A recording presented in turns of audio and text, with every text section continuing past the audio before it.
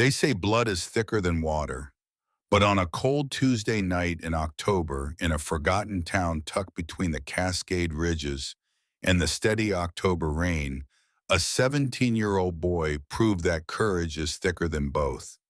He lay bleeding on the cracked linoleum of a roadside diner, his life draining from him in a slow, dark river that crawled across the checkered floor because he had stepped in front of a girl whose name he did not know, whose story he had never heard, whose troubles were not his own. He did not know that the phone call she would make with hands slick and trembling and red would not be to the police. It would be to her father. And by the time the sun crested the eastern ridge above the quiet town of Hollow Creek, Oregon, the police would be the smallest of the town's worries. Because the horizon would not be glowing with sunlight, it would be glowing with chrome. 200 Iron Saints were coming, and they were not coming to visit. But before the thunder, before the army of leather and steel descended on a town that had never known anything louder than a 4th of July parade, there was a boy, and there was a girl, and the boy had been invisible his entire life. His name was Eli Hart, and he was 17 years old. Not invisible in any supernatural sense, invisible in the worst sense. The kind where people looked right through you the way you might look through a smudged window, trying to see something farther down the street. He worked the graveyard shift at Pop's Diner 4 nights a week on the edge of Hollow Creek, where Route 9 met the long, flat highway that led to anywhere else. He earned $7.25 an hour, plus whatever loose coins the truckers and the insomniacs left behind, which was almost never more than the weight of silence. He was tall and thin with shaggy brown hair that fell across his eyes like a curtain he was hiding behind. He wore the same rotation of 3 flannel shirts over white undershirts that his mother bought from the thrift store in Medford every September. His sneakers had holes worn through near the toes, and his hands smelled permanently of fryer grease and industrial soap the way another boy's hands might smell of cologne or fresh-cut grass. He had a quiet voice. He had a habit of looking down when adults spoke to him, not because he was shy exactly, but because somewhere along the way he had learned that the world paid more attention to you when you stopped asking it to. His mother was Marlene Hart, a small woman with tired eyes and hands the color of brick from years of hard wet work. She held 2 jobs: nights at the county hospital in the laundry feeding stained sheets into machines that hissed and rumbled through the dark hours like sleeping animals. Days cleaning houses on the east side of town, scrubbing bathrooms, mopping kitchens for families who left cash on the counter and never bothered to learn her last name. She had raised Eli alone since the morning he turned 9, the morning his father climbed into the family's Ford Taurus and drove away without a word, without a note, without even the small mercy of a goodbye. The car came back 6 months later, abandoned in the driveway with a blown transmission and a busted head gasket, like a final insult wrapped in rusted metal. His father did not come back with it. Eli had been trying to fix that car ever since. Every Saturday morning, rain or shine, he was out in the driveway with a borrowed socket wrench and a second-hand Haynes manual that had pages stuck together with old oil. He pulled the engine apart piece by piece. He cleaned each piece. He put it back together. He did this every week the way other boys played video games or rode their bikes to the lake. The neighbors thought it was a hobby. Marlene thought it was therapy. Eli knew the truth that neither of them would say out loud. He believed in some deep and irrational corner of his heart that if he could only fix the car, he could fix everything. That if the engine turned over, maybe the world would turn over too. Maybe the empty space his father had left behind would fill in like a pothole patched with fresh, dark asphalt. Maybe his mother would stop working 2 jobs. maybe the house would stop feeling like a place where someone was always about to walk in and never did. It never turned over, but every Saturday he tried again. Because Eli Hart did not know how to quit on something even when the something had quit on him a long time ago. Hollow Creek was the kind of town that lived in the margins of the country. It sat in a narrow valley between two ridges of the Cascade foothills, surrounded by Douglas fir forests so dense they pressed in on the houses like dark green walls. Main Street was 4 blocks long. There was a hardware store run by a man named Gus, who had been old for as long as anyone in town could remember. There was a barber shop with a striped pole that had stopped spinning in 1998 after the motor burned out, and nobody felt strongly enough to fix it. There was a white clapboard church with a bell that rang at 6 every morning, whether anyone was listening or not. There was a bar called the Rusty Nail that closed at 10 on weeknights because by 10, there was nobody left awake to drink past it. The population sign at the edge of town read 2,847. That was optimistic. Half the houses on the back roads had been empty since the lumber mill shut down in 2003. The young people left for Portland, for Eugene, for any place that still had a future. The old people stayed because they had nowhere else to go and because the mountains in the autumn were still beautiful, and that was something. Pop's Diner sat at the edge of all this, a squat, flat-roof building with aluminum siding that had once been white and was now the color of old teeth. A neon sign buzzed weakly in the rain. 24 hours, it said, except the word hours had burned out years ago, leaving only a tired, lopsided glow that promised 24 of something, and you could choose for yourself what that something might be. Inside the floor was checkered, black and white scuffed and stained by decades of boots and spilled coffee. The booths were red vinyl cracked along the seams, the foam stuffing showing through in places like wounds. A jukebox sat in the corner unplugged, gathering a thin gray fur of dust. The air always smelled the same. Burnt coffee, industrial cleaner, the faint permanent ghost of bacon grease that had soaked into the walls and the ceiling tiles and the very bones of the building over 40 years of breakfasts. That was where Eli was standing on Tuesday night when the girl walked in. Wren Calloway was 16 years old, and she had been on the road for 3 weeks. 3 weeks since she had walked out of a life that most people would have envied and that most people would never have understood. Her father was Royce Calloway. They called him Ironclad. He was the founding president of the Iron Saints Motorcycle Club, a man who commanded an army of riders who would lay down their lives at a single word from his mouth. He stood 6'4". He had a beard the color of weathered iron. His arms were thick as oak branches mapped with ink that told stories of long roads and old debts and a life lived entirely outside the lines that ordinary men drew around themselves. He was rich. He was feared in 11 states and respected in all 50.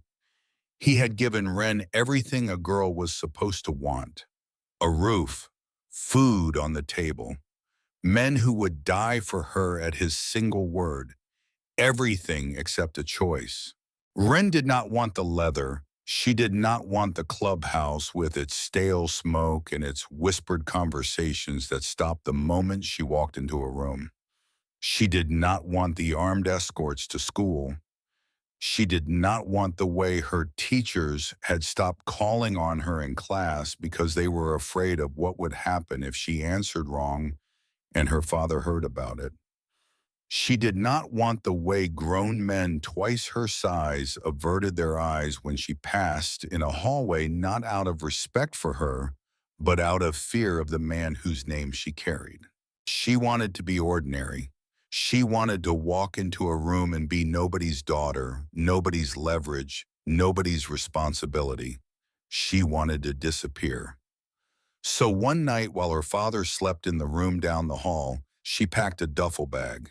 She emptied her savings account of $1,400 in cash, and she caught a Greyhound out of Reno at 4 in the morning with a one-way ticket and no plan beyond the next stop. She ditched her phone in a trash can in Sacramento. She cut her hair short in a gas station bathroom in Medford, watching the dark strands fall into the cracked porcelain sink, like pieces of the life she was leaving behind. She was going to become nobody. That was the plan. But the road had other plans. 3 weeks of cheap motels and coal bus stations and meals scraped together from vending machines had reduced her $1,400 to 23. Her clothes smelled like diesel and stale coffee. She had blisters on her feet from boots that had been built for the foot pegs of a motorcycle, not for the cracked sidewalks of strange towns. And then at a Greyhound station in Portland, she made a mistake that would change her life. She grabbed the wrong bag. It was a simple mistake.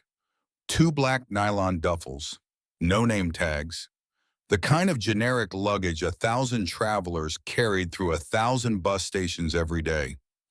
She slung it over her shoulder, her mind already on the next stop, the next motel, the next step in her disappearance, and she walked off the bus. It was not until 2 hours later, sitting in the bed of a stranger's pickup truck, that she had hitched a ride in watching the Oregon pines blur past in the gray afternoon light, that she finally unzipped the bag.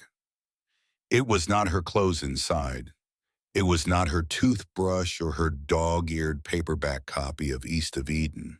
Inside were bundles of pastries, thousands of dollars wrapped tight in rubber bands, stacked in tidy rows like bricks of green stone. And beneath the cash, taped to the lining of the bag, with strips of clear packing tape, a small black flash drive in a plastic case. Wren stared at the flash drive. Her hands began to shake. She knew with the clean, cold instinct of a girl who had grown up in the shadow of the outlaw world, who had watched men pass envelopes under tables and speak in codes she was never supposed to understand, that she was holding something that could get her killed. She did not plug in the flash drive, not yet. She did not count the cash. She zipped the bag shut and asked the driver to let her out at the next gas station, and she walked away from the truck with her heart hammering and her breath coming short and shallow. She thought about leaving the bag right there, setting it down by the pump and walking off into the rain and letting whatever dark gravity lived inside that black nylon shell become someone else's problem. But she could not, because she understood the math. If someone was looking for the bag, they would trace the Greyhound manifest. They would find the pickup driver. They would follow the trail of a girl with short dark hair and an oversized leather jacket. They would find her eventually. The only way to stay safe was to keep moving. The only way to figure out how to give the bag back without ending up in a shallow grave somewhere in the Oregon woods was to figure out what was on the drive. That was how Wren Calloway ended up in Hollow Creek, Oregon on a Tuesday night in October with a flat tire $23. To her name, a stolen bag full of secrets, and absolutely no one in the world she could call. Her car, a $1,500 beater she had bought with Wish in Eugene, blew its right front tire on Route 9 coming into town. She limped into the parking lot of the only place still showing light. The neon sign buzzed in the rain. Through the smeared glass of the windshield, she could see the warm yellow glow of the diner interior. A figure moved behind the counter. One customer sat in a booth near the window, an old man with white hair working slowly on a piece of pie. She sat in the car for a long time, both hands on the steering wheel, the rain drumming on the roof. She looked at the bag on the passenger seat. She looked at the flat tire.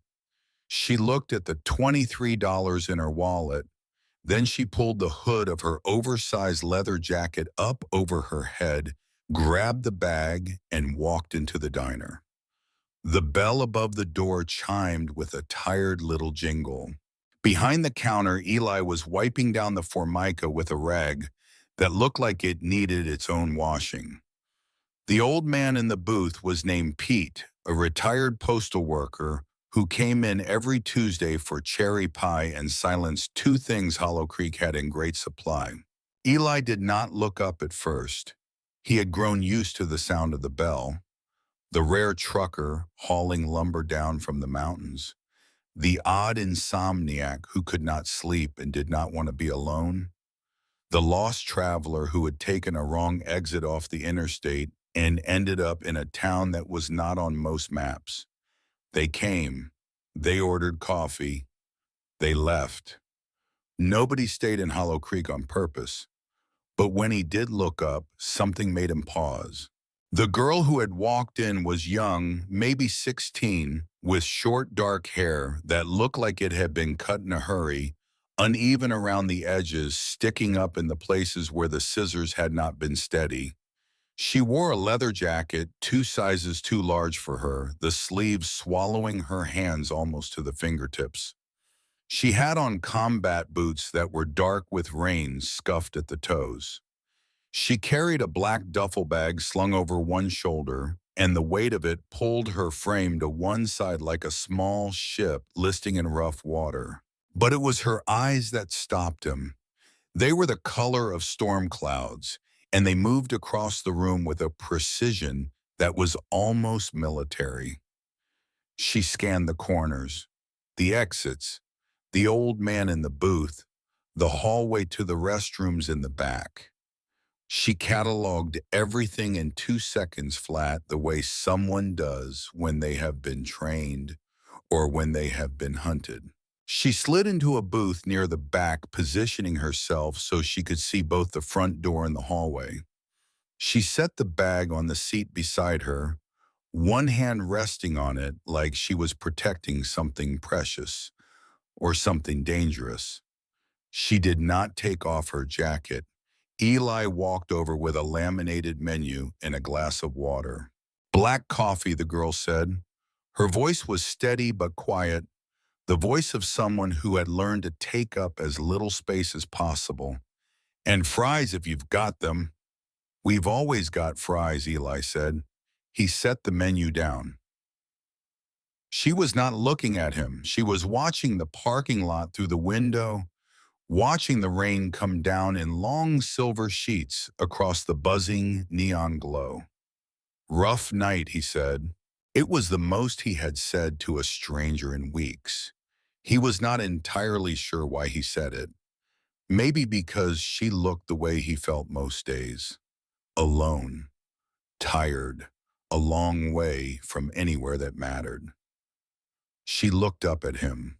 For a moment, something shifted behind her guarded eyes. A flicker of surprise, or maybe recognition. The recognition of one invisible person seeing another. Two people who had spent their lives being looked through, suddenly visible to each other in the fluorescent glow of a diner that smelled like burnt coffee and abandoned dreams. Just passing through, she said.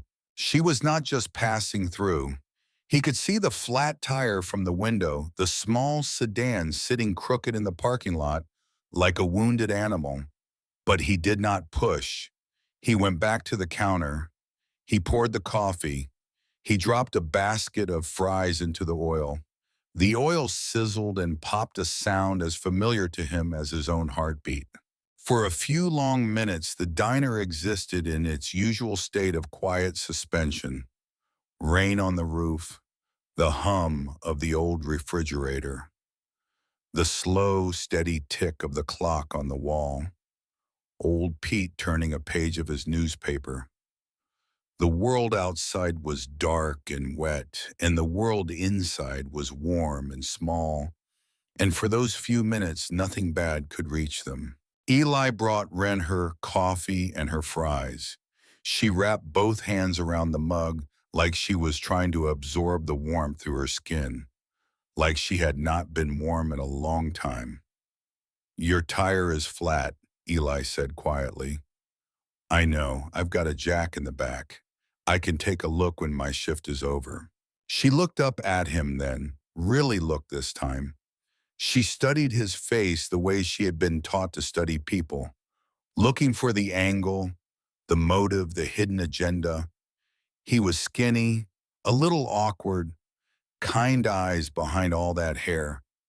He was offering to help a stranger at midnight in the rain, and he was doing it because he did not know how not to. There was no angle. There was no motive. He was just a boy who saw someone who needed help and could not look the other way. "You don't have to do that," she said.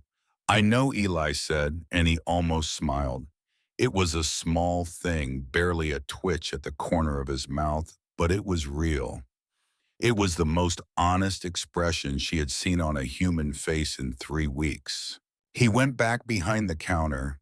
She ate her fries, slowly sipping her coffee. For the first time in 3 weeks, the knot in her chest loosened just a little.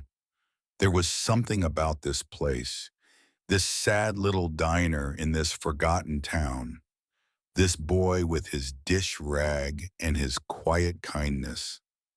Something that made her feel for the first time in a long time that she could breathe.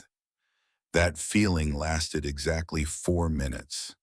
The bell above the door chimed again, and the air in the diner changed. It was not a sound, it was a shift, like the barometric pressure dropping before a storm, like the moment before lightning strikes when every hair on your body stands up and the air tastes like copper. Wren felt it before she saw it. Her hand moved instinctively to the bag beside her. 4 men walked in. They were not locals. They were older, somewhere in their mid-20s, wearing expensive streetwear that looked absurd in a diner that smelled like grease and desperation. Two of them were thick, heavy-set, with the flat, watchful look of men who had done ugly things and would do them again without hesitation. The third was wiry and twitchy, his eyes flicking around the room like a rat searching for the nearest exit. But it was the fourth man who made Wren's blood turn to ice. He was lean with sharp cheekbones and a tattoo of a scorpion crawling up the side of his neck. His eyes were dead, not angry, not cruel, just empty, like a shark's eyes, like looking into two holes where a soul should have been. He moved with a lazy confidence, his hands in the pockets of his black jacket, a slow smirk pulling at the corner of his mouth, the smirk of a man who enjoyed fear the way some people enjoyed music. His name was Crane. He spotted Wren immediately. His smirk widened into something that was almost a smile, but had none of a smile's warmth. "Well, well," he said. His voice was slick and mocking, the kind of voice that inflicted fear casually the way some people inflicted bruises. The little runaway princess. Wren did not scream. She did not run. She had been raised in a world where fear was a weapon, and showing it was the same as handing your enemy a loaded gun. She set her coffee down. She gripped the edge of the table until her knuckles turned white. "Leave me alone, Crane," she said. Her voice was flat, controlled. "I told you people, I'm done. You don't get to be done, sweetheart." Crane stepped closer. The other 3 men fanned out behind him, blocking the path to the front door. The wiry one drifted toward the hallway, cutting off the back exit. "You took something that doesn't belong to you. My employer is unhappy. He wants the bag, and he wants you in a car, right now." Wren's mind was racing. They had found her, despite the ditched phone, the cut hair, the cash, the careful avoidance of cameras. They had found her in 3 weeks across 3 states to a diner in a town that nobody had ever heard of. That was not luck. That was not just resources. That was information. Someone had told them where she was. And then as she watched Crane's smirk and the way his men positioned themselves, something colder hit her. Crane had walked through the door and made straight for her booth.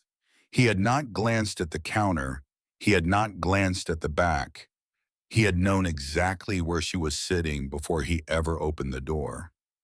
Someone in this room or someone who had been in this room had told him.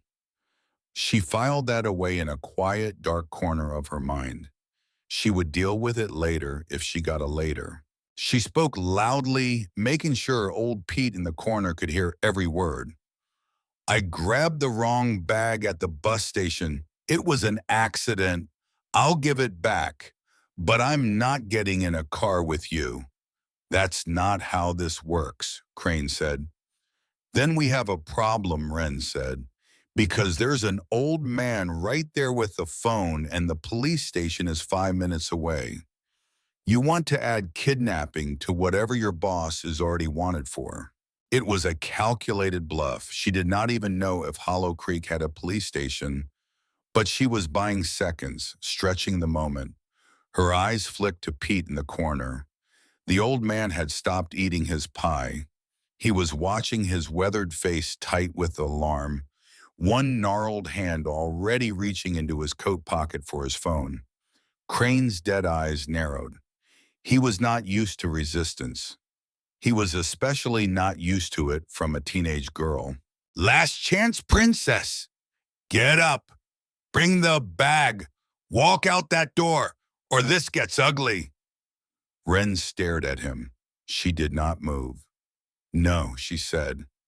The word hung in the air like a grenade with the pin pulled. Crane's hand shot forward. He grabbed her wrist across the table. His fingers dug into her skin with a grip like a vice made of bone. He yanked her forward, pulling her half out of the booth. Pain lanced up her arm. Her coffee cup toppled and spilled across the formica in a dark, slow flood. I wasn't asking, he hissed. Behind the counter, Eli Hart stopped breathing. He had watched the whole thing unfold with a growing dread that started in his stomach and climbed into his throat like something alive. He knew with an instinct as old as his bones that he should stay out of this. These men were dangerous. The kind of dangerous that did not exist in Hollow Creek. The kind of dangerous that came from a world Eli had only seen in movies and on the late-night news. The smart thing was to duck into the back office, lock the door, call 911, and hide behind the fryer until the deputies arrived. That was what any reasonable person would do. That was what his mother would want him to do. Stay safe, Eli. Don't be a hero. Heroes end up in hospitals. But then he saw the Crane grab her wrist. He saw the pain flash across her face, quickly smothered, because she was too proud or too stubborn to give Crane the satisfaction of seeing her hurt. And he saw her eyes. It was not just fear in those eyes. It was the look of someone who knew with whole and certain knowledge that if she walked out that door, she was never coming back. It was the look of someone about to vanish from the face of the earth. Eli Hart did not think. He did not calculate the odds. He did not weigh the risks. He did not ask himself whether what he was about to do was smart or brave or stupid. He just moved. He vaulted over the counter. It was a move he had imagined 100 times during long, slow shifts. Hands on the formica, swing the legs over, land on the other side. He had never actually done it before. His sneaker caught the edge of the coffee pot and sent it crashing to the floor in a small explosion of glass and brown liquid. But he stuck the landing. He put himself between Wren and Crane. His chest was heaving. His hands were shaking. He was holding a dirty dish rag in one fist like it was a sword, a shield, something more than what it was. Let her go. His voice cracked on the second word. He was terrified. Every nerve in his body was screaming at him to run, to hide, to be invisible again. but his feet were planted on the checkered floor, and he was not moving. He was not moving because something deeper than fear, something that lived in the marrow of who he was, would not let him stand behind a counter while a girl was dragged out into the rain. Crane stared at him. For a long moment, the diner was completely silent except for the hum of the refrigerator and the rain hammering on the roof. Then Crane laughed. It was a cold, dry sound, like stones scraping together. Look at this. The busboy wants to play hero. He released Wren's wrist and turned his full attention to Eli. His dead eyes measured the boy the way a wolf measures prey. Go pour some coffee, kid. This is grown-up business. Let her go, Eli said again. Louder this time, steadier. I'm calling the police, old Pete shouted from the corner. His hands were shaking, but he had his phone out and was jabbing at the screen with arthritic fingers. That was the trigger. Crane moved fast, faster than Eli was ready for. He pulled a collapsible baton from inside his jacket and flicked it open with a sharp metallic snap. The sound alone was enough to make Eli's blood run cold. But Crane did not go for the old man. He swung at Eli. The baton caught Eli on the forearm with a crack that echoed through the diner. Pain exploded up his arm, white hot, like someone had pressed a branding iron against his bone. He gasped and staggered back. But he did not go down. Adrenaline surged through him. Raw and animal like electricity, he shoved Crane backward with both hands. Hard. Harder than he knew he could push. Crane stumbled, genuinely surprised by the force. Get him, he snapped at his men. Run, Eli yelled at Wren. Go out the back. Wren scrambled out of the booth, grabbing the bag, but the wiry man was blocking the hallway, and one of the heavy-set thugs was lunging toward her from the side. Eli threw himself at the closest one. They crashed into a table, sending salt shakers and napkin holders and bottles of ketchup flying.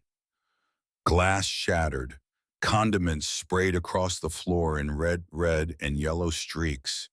Eli fought with everything he had. Wild, desperate, throwing punches that had no technique but plenty of fury. He caught the man square on the jaw with a right hook that surprised them both. The thugs stumbled, momentarily stunned. But there were 4 of them, and they were professionals. Wren did not run. She could have. The hallway was momentarily clear. She had spent 3 weeks learning how to disappear. She was good at it. But she watched Eli, this skinny kid she had known for 15 minutes, fighting 3 men twice his size because he could not stand by while a stranger was taken. He was getting beaten badly. A fist to the ribs, a knee to the thigh. He kept swinging, kept fighting, but he was losing ground. She made a decision. She grabbed the nearest heavy object she could find. A full glass bottle of ketchup, the old-fashioned kind, thick and weighty in her hand. She gripped it by the neck. She swung it with both hands. She brought it crashing down on the back of the nearest thug's skull. The bottle did not break the way it does in the movies. It connected with a dull, wet thud that vibrated up her arms. The man crumpled, instantly hitting the floor like a sack of wet cement. But the distraction cost Eli his focus. He turned toward the sound for a fraction of a second. That was when Crane came from behind. He had put the baton away. In his hand now was a knife, a 6-inch switchblade with a matte black handle. The blade caught the harsh fluorescent light and gleamed like something cruel and certain. Wren saw it first. No, she screamed. Eli turned. Too late, and not enough. The blade punched into his side just below the ribs on the left. It went in deep. Wren heard the sound, a wet, intimate sound that she would hear in her nightmares for years to come.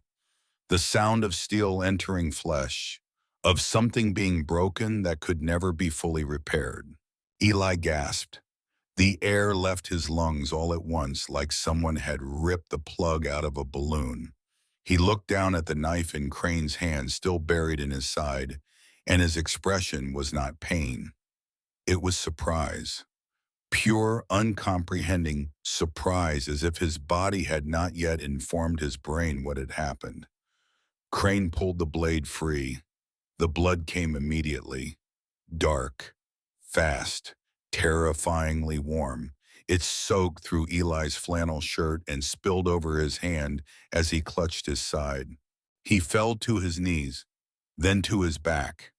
The diner floor was cold against his skin, a mosaic of shattered glass and spilled ketchup, and his own blood spreading in a slow, dark pool. Crane kicked him once in the chest with cold efficiency. Eli's head cracked against the tile.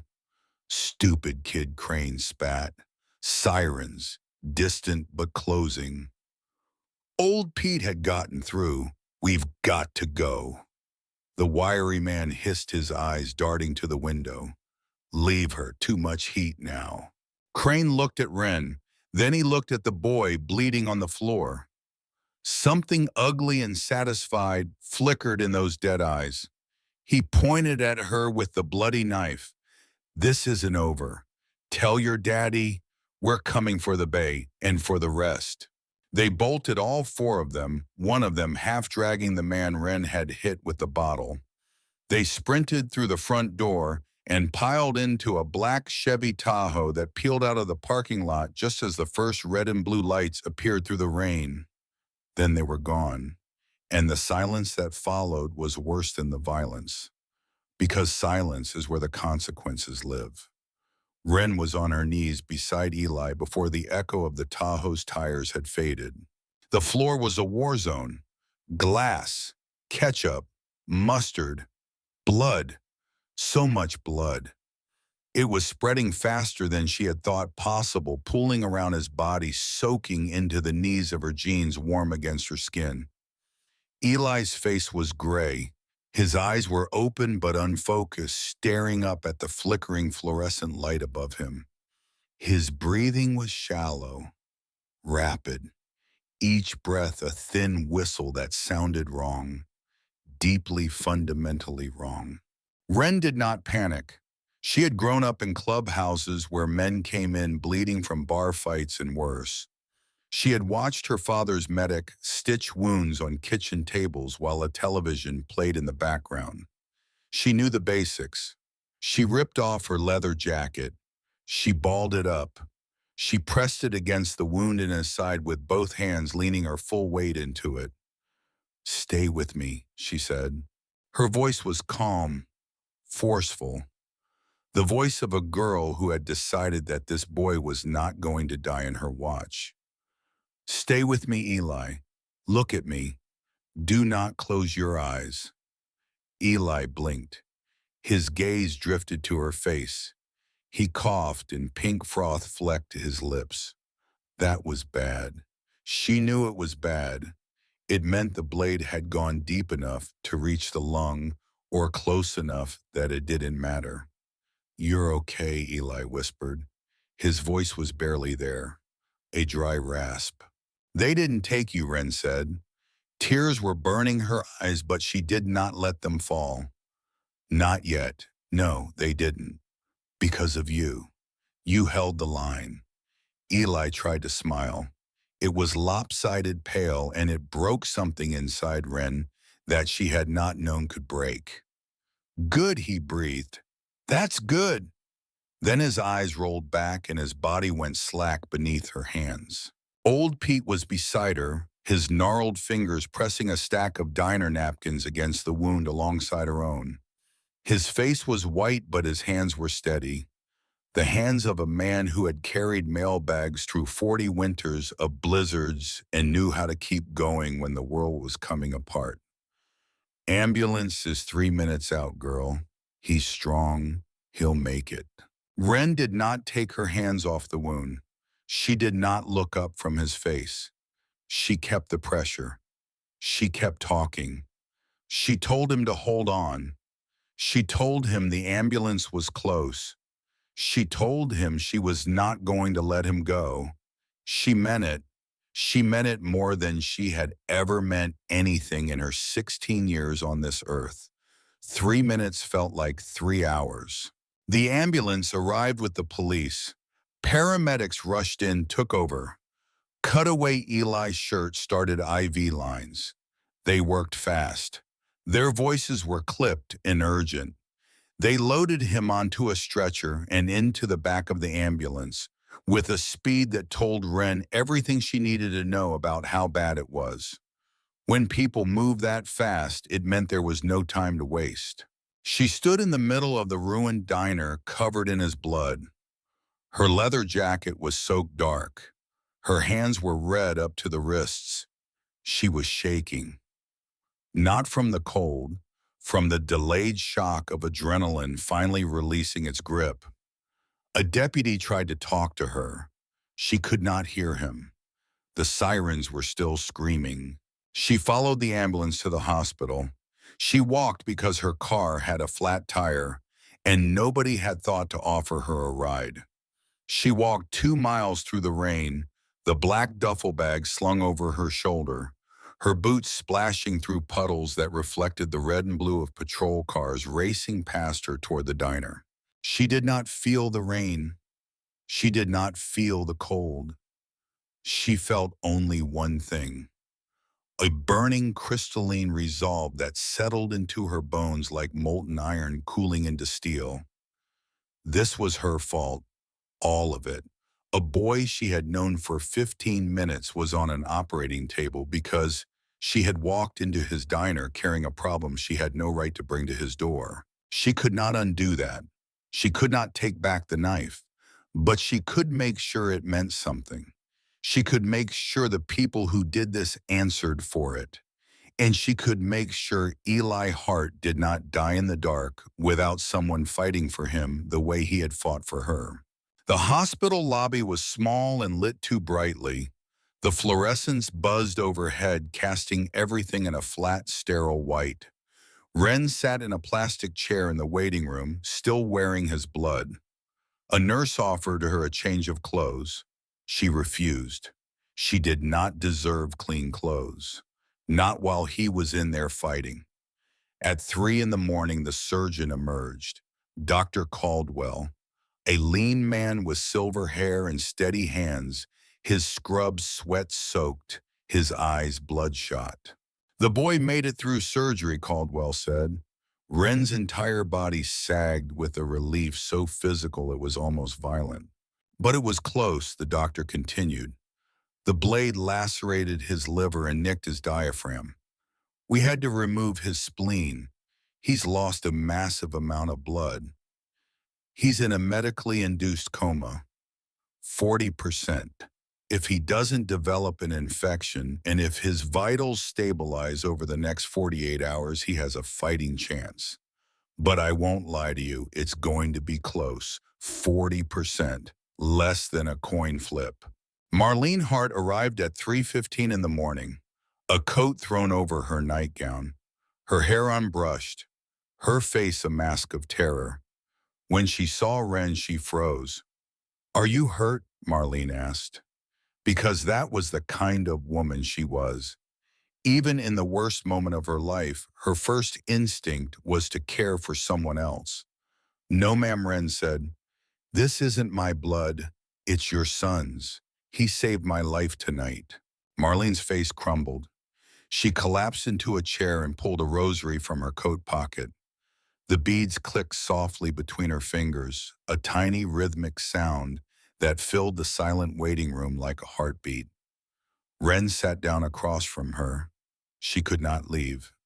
Not yet. They sat together through the darkest hours of the morning. Two strangers bound together by a boy's courage in a pool of blood on a diner floor. Marlene prayed. Wren watched the clock. The minutes crawled like wounded animals. And then Wren made the call that would change everything. She had a cheap prepaid phone she had bought in Eugene. She had never used it. She had kept it for one purpose, a phone number she had memorized and sworn she would never dial unless the world was ending. The world was ending. She walked to the corner of the waiting room. She dialed. It rang twice. Yeah, a deep voice, no hello, no greeting, just a single syllable that sounded like gravel rolling in a cement mixer. Wren closed her eyes. She had not heard that voice in 3 weeks. It sounded like home. It sounded like safety. And it sounded like everything she had been running from. Daddy, she whispered. The silence on the other end was instant and absolute. It was the silence of a man whose entire body had gone rigid, whose heart had stopped between beats. Wren, where are you? Are you hurt? No, I'm okay. But Daddy, they found me. Crane and his crew, the ones who work for Holloway. They tracked me down. I'm on my way. Wait. And here it was.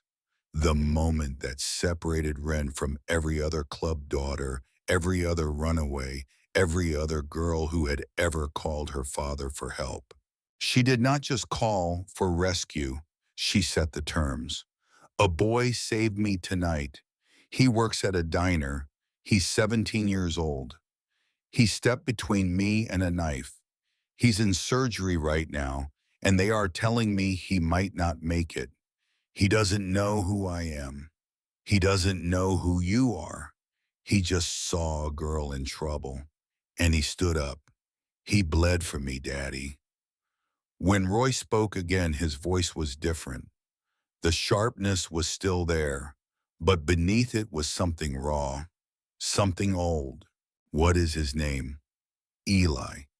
Eli Hart. He's barely breathing. Tell the doctors to do everything. Tell them money is no object. Tell them Royce Calloway is paying every bill. And then she drew her line in the sand. You come for him, not for me. You come because a boy is dying for doing the right thing. And you come within the law.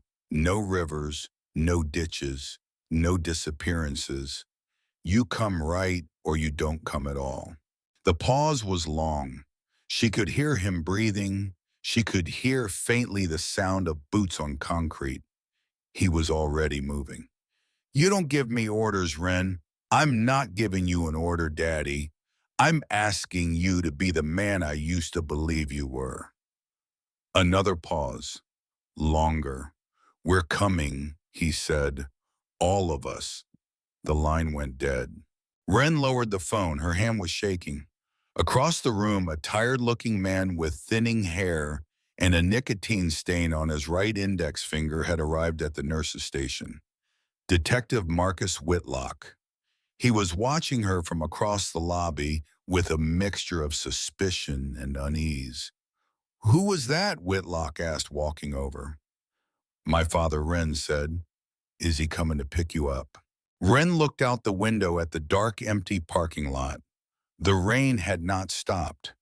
It streamed down the glass in silver rivulets, distorting the glow of the streetlights into long, melting shapes. He's coming, she said quietly, but he isn't coming alone. She did not know yet that the man asking her this question was the second betrayal she would uncover in the next 24 hours. She did not know that the calm, professional concern in his voice was a costume he had been wearing for 4 years. She only knew somewhere underneath everything that there was something wrong with the way he watched her, something that did not belong on the face of a man who was supposed to be on her side. She filed it away. The way she had filed away the strange certainty of Crane walking straight to her booth. There was a thread in this. She did not yet know what it tied together. But she would. By the time the sun rose over Hollow Creek, she would. It started around 5:30. The first hint of gray light was touching the eastern sky just enough to separate the mountains from the clouds. Deputy Harris was parked on Route 9, drowsy, half asleep in his cruiser, the radar gun on his lap. He was not watching for what came. He felt it before he heard it. A tremor, subtle at first, like a heavy truck on a nearby road. The coffee in his cup holder rippled. The rearview mirror trembled. Then came the sound. It started low, a drone like a swarm of hornets far away. But it grew. It deepened. It turned into a roar that was not a roar but a thunder. A rolling, continuous thunder that shook the windows of his cruiser and rattled the fillings in his teeth. V-twin engines, the distinctive syncopated heartbeat of American iron. Not one, not 10, hundreds. Harris looked in his side mirror. His jaw dropped.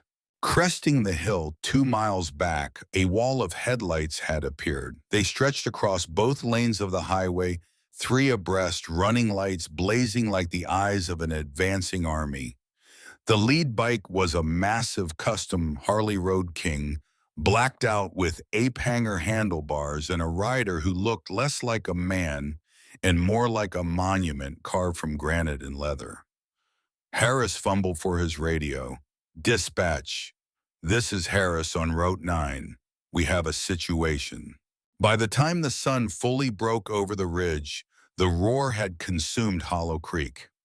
Citizens waking for work peered through their curtains and saw something out of a fever dream.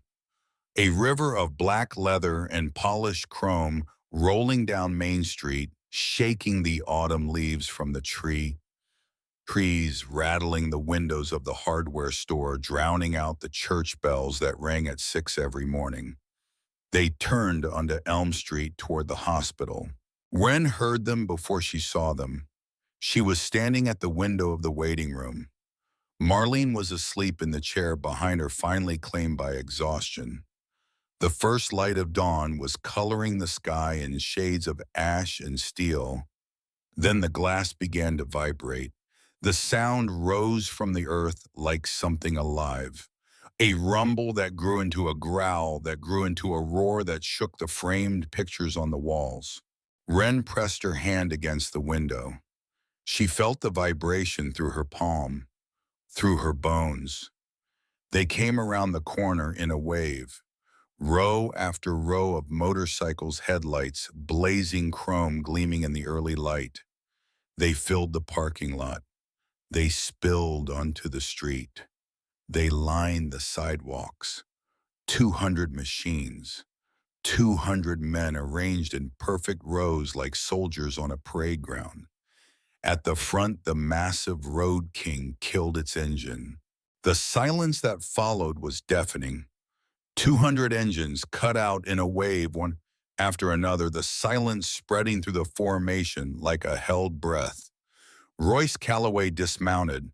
He took off his helmet and hung it on the handlebar. He walked straight toward the sliding glass doors of the hospital.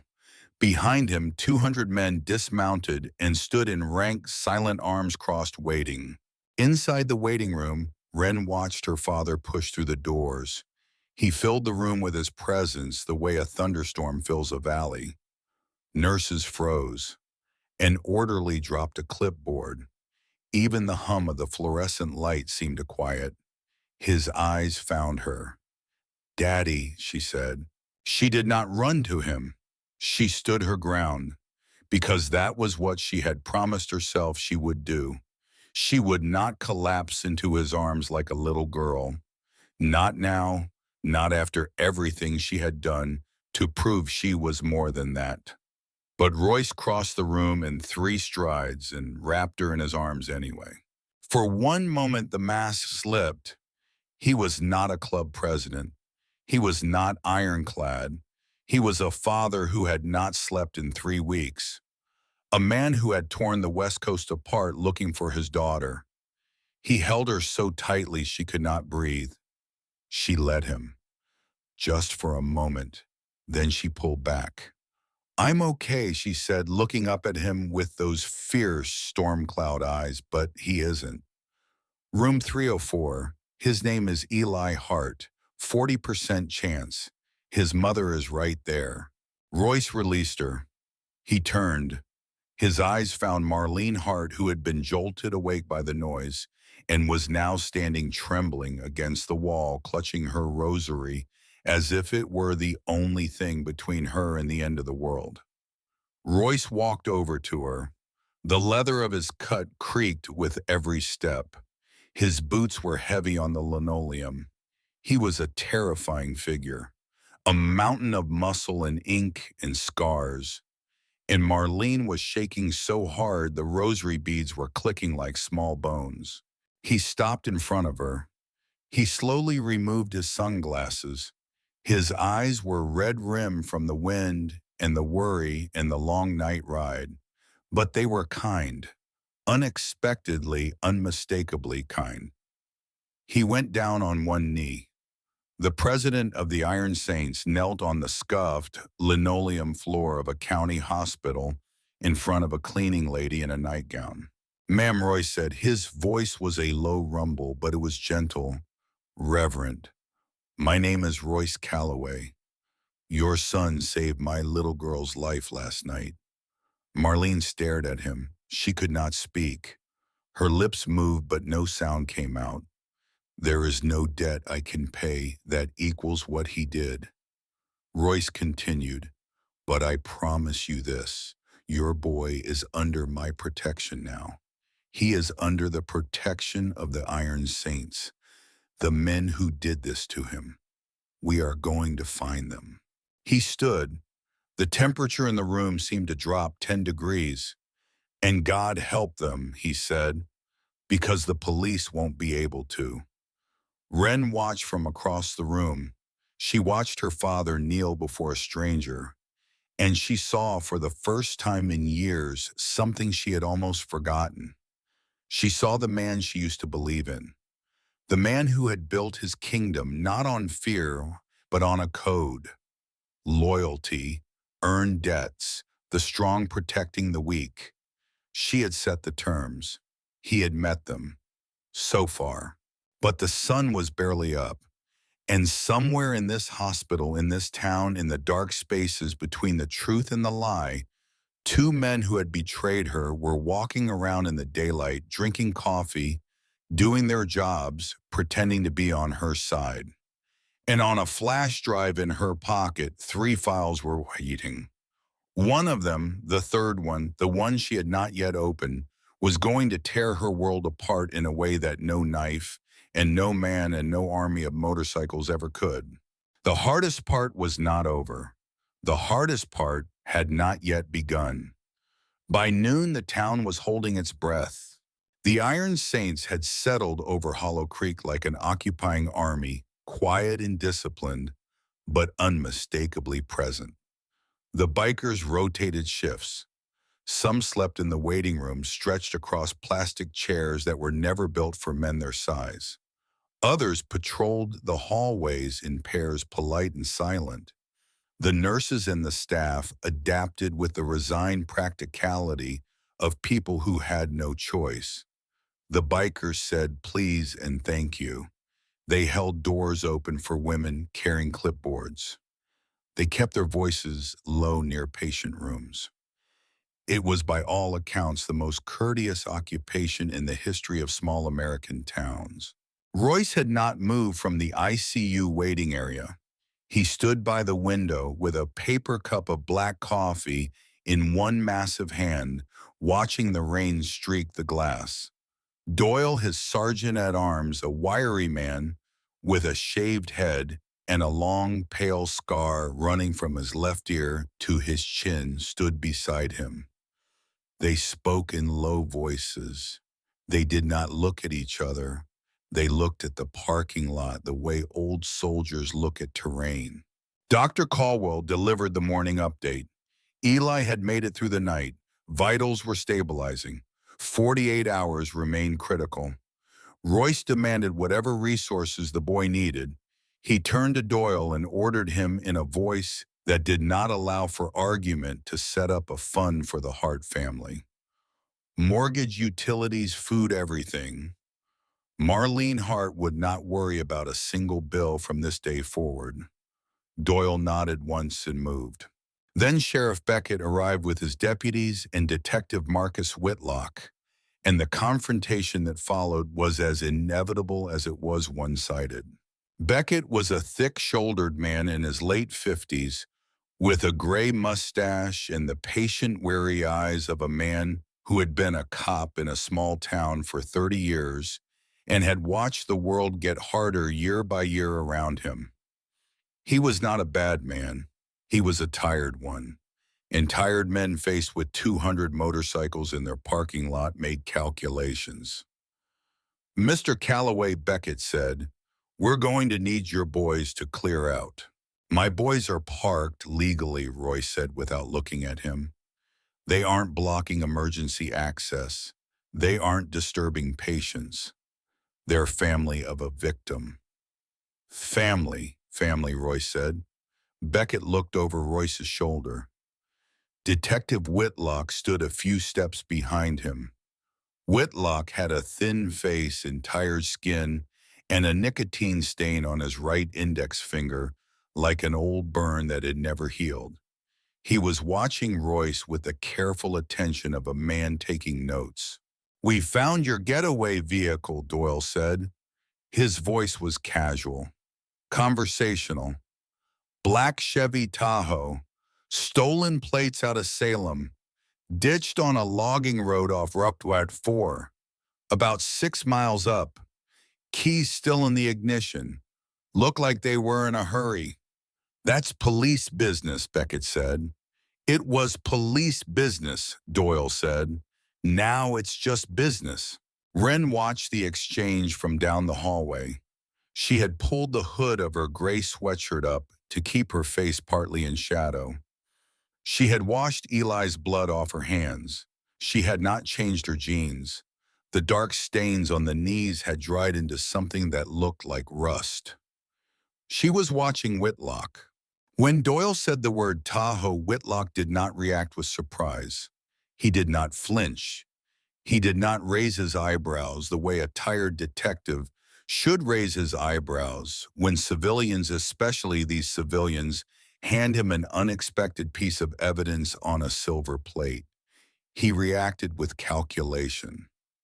A small, cold twitch at the corner of his mouth. The micro-expression of a man who already knew somehow where that vehicle was, and had chosen for reasons of his own not to find it himself.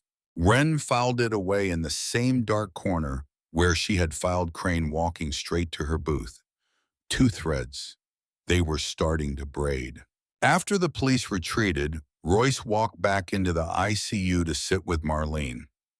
Wren found her opening. She slipped down to the small administrative office on the first floor, where a kind night shift nurse named Ruth had left a borrowed laptop charging on a side table. Ruth had given Wren the password an hour earlier with a look that asked no questions and expected no answers. Wren closed the door. She locked it. She sat down at the desk. She pulled the flash drive out of her pocket. The plastic case was scratched and dented.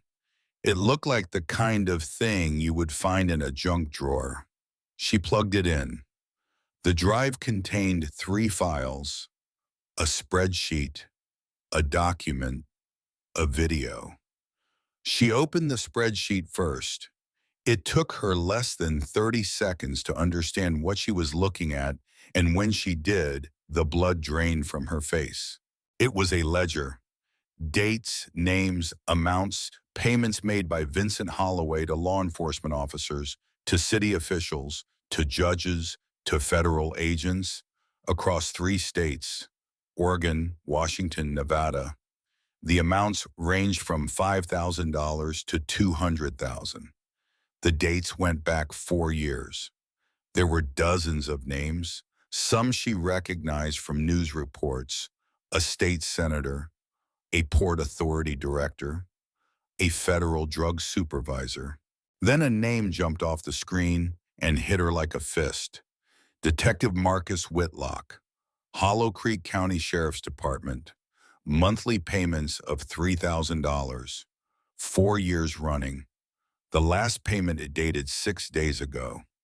The room tilted.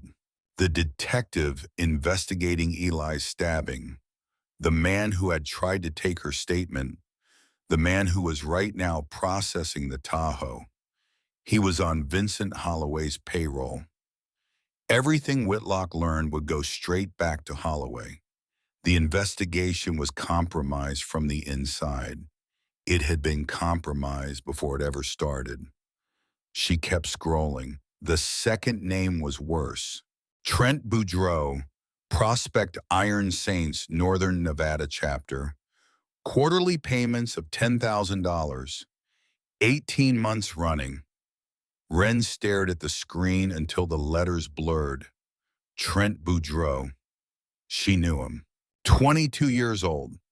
Eager, one of the new prospects her father had been grooming for full membership over the last 2 years. He had been at the clubhouse in Reno the night she left.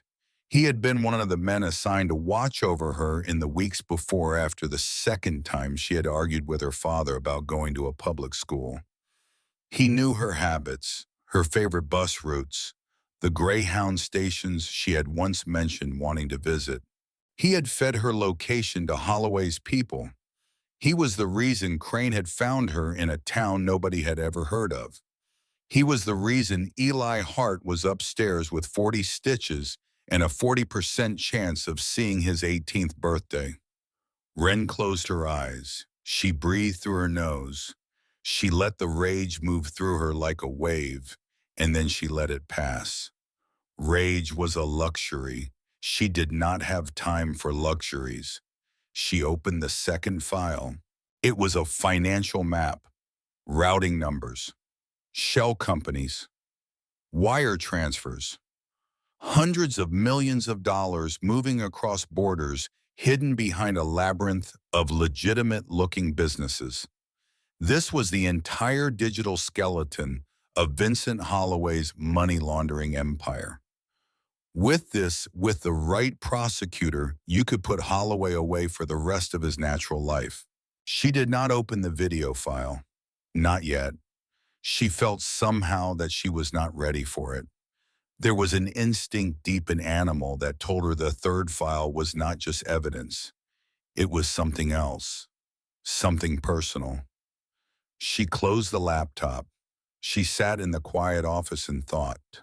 Her first instinct was to go to her father, to tell him that Trent had betrayed the club, that a prospect had sold out his daughter. But she knew Royce. If she told him Trent would disappear, a logging road, a shallow grave, and if that happened, the evidence would be tainted. Defense lawyers would argue fabrication. They would argue retaliation. They would argue 1,000 things, and Holloway, with his lawyers and his money and his network, would walk out of a courtroom a free man. The evidence needed to be exposed cleanly, legally, through a process that would hold up under federal scrutiny. She slipped the flash drive back into her jeans pocket. She left the laptop where it was. She went to find Trent. She found him in the hospital cafeteria, sitting alone at a corner table picking at a turkey sandwich, with the unenthusiastic posture of a man who was hungry but had forgotten how to taste food. His prospect cut hung on him like a coat that had never quite fit.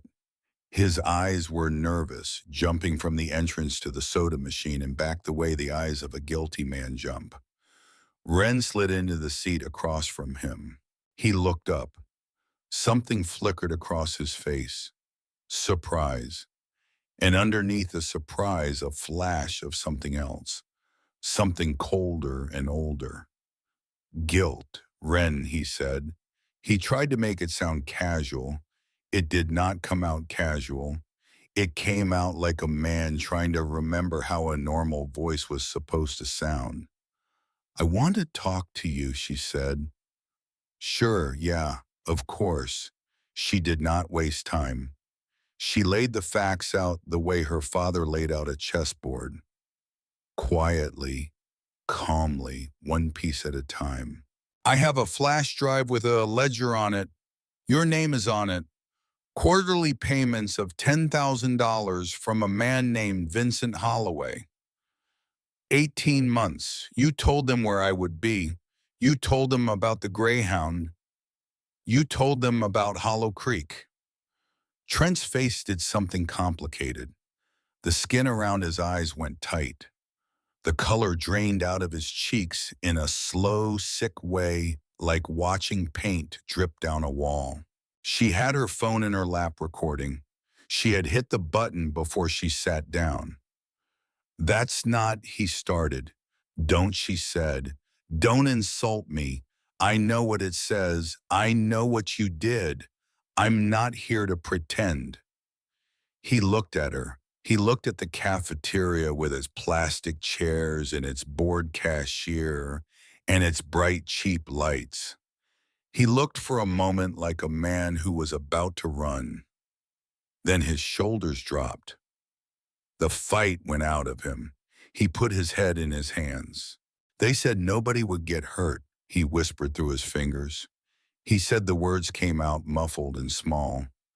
They said they would just grab the bag and let you go. He said it like he was praying for it to be true. He said it like he had been saying it to himself in the mirror for 3 weeks. I didn't know about the knife. I swear on my mother, I didn't know. She let him talk. She let him spill it all. The first contact 18 months ago in a bar parking lot in Carson City, the envelope of cash, the threat that came with the envelope.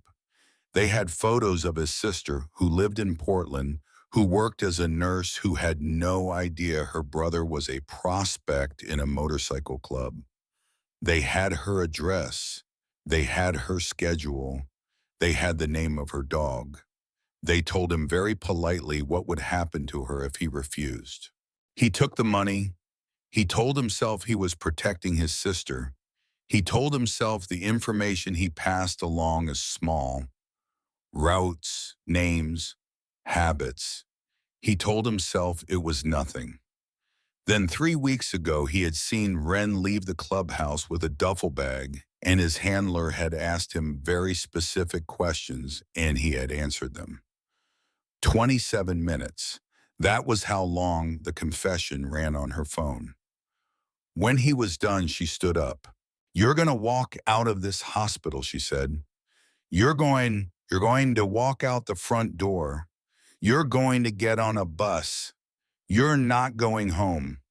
You're not going back to Reno. You're going to disappear the way you wanted me to disappear 3 weeks ago. And if you ever come within 500 miles of any member of this club again, my father will know everything. Do you understand? He nodded. He could not speak. She walked away. She found Doyle in the hallway outside the ICU.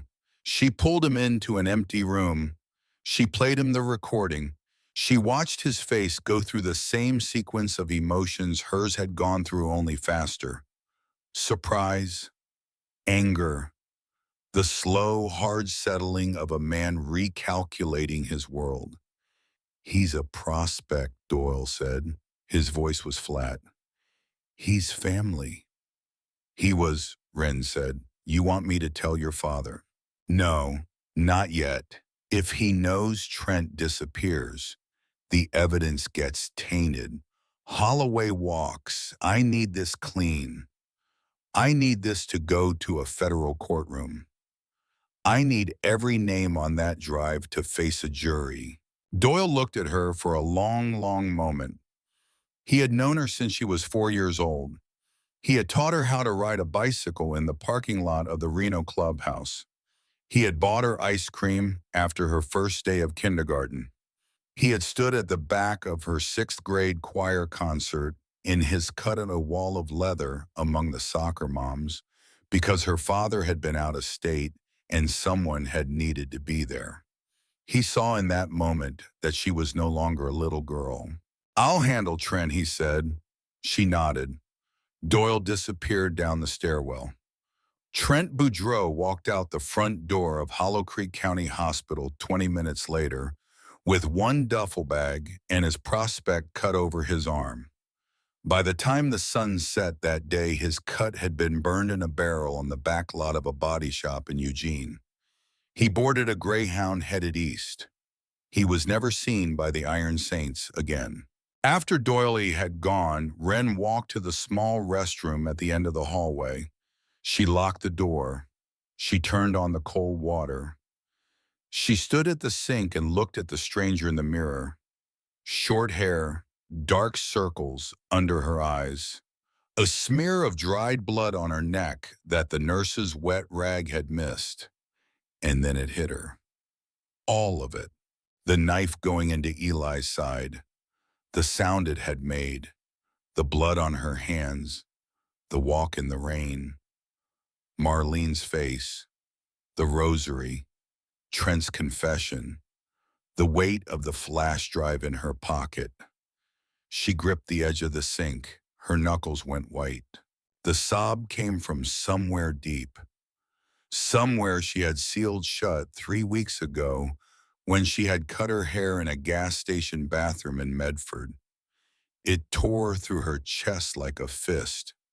She pressed her hand over her mouth, muffling the sound. Because even now, even alone, she could not bring herself to let the world hear her break. She cried for 2 minutes, exactly 2 minutes. She timed it the way you time a wound that needs to drain before you stitch it closed. She let the pain come. She let it wash through her. She let it shake her body and blur her vision. Then she turned on the faucet.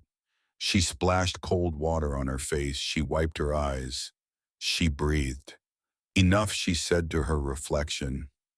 Not harsh, not cold. The quiet, resolute command of a girl who had given herself permission to be human for 120 seconds and was now choosing to be a fortress again. She unlocked the door. She walked back into the hallway. She sat with Eli in the ICU that afternoon. He looked impossibly young against the white sheets, the tubes, the IV lines, the monitors, a whole landscape of fragility. But his chest rose and fell with a rhythm that was steady. Steady was alive. She held his hand. His fingers were cold but warming. I don't know if you can hear me, she said quietly, but what you did matters. It wasn't wasted. You stood up for a stranger, and that stranger is going to make it count. I promise. She squeezed his hand. She thought she felt the faintest pressure in return. She chose to believe it was real. Then she heard footsteps in the hallway, and something prickled at the base of her skull. 2 people walking. The footsteps were wrong, sharp, crisp. The click of hard-soled dress shoes on linoleum. Hospital staff wore soft-soled shoes, sneakers, clogs, whatever was easy on tired feet through a 12-hour shift. These shoes were Italian leather, polished, expensive.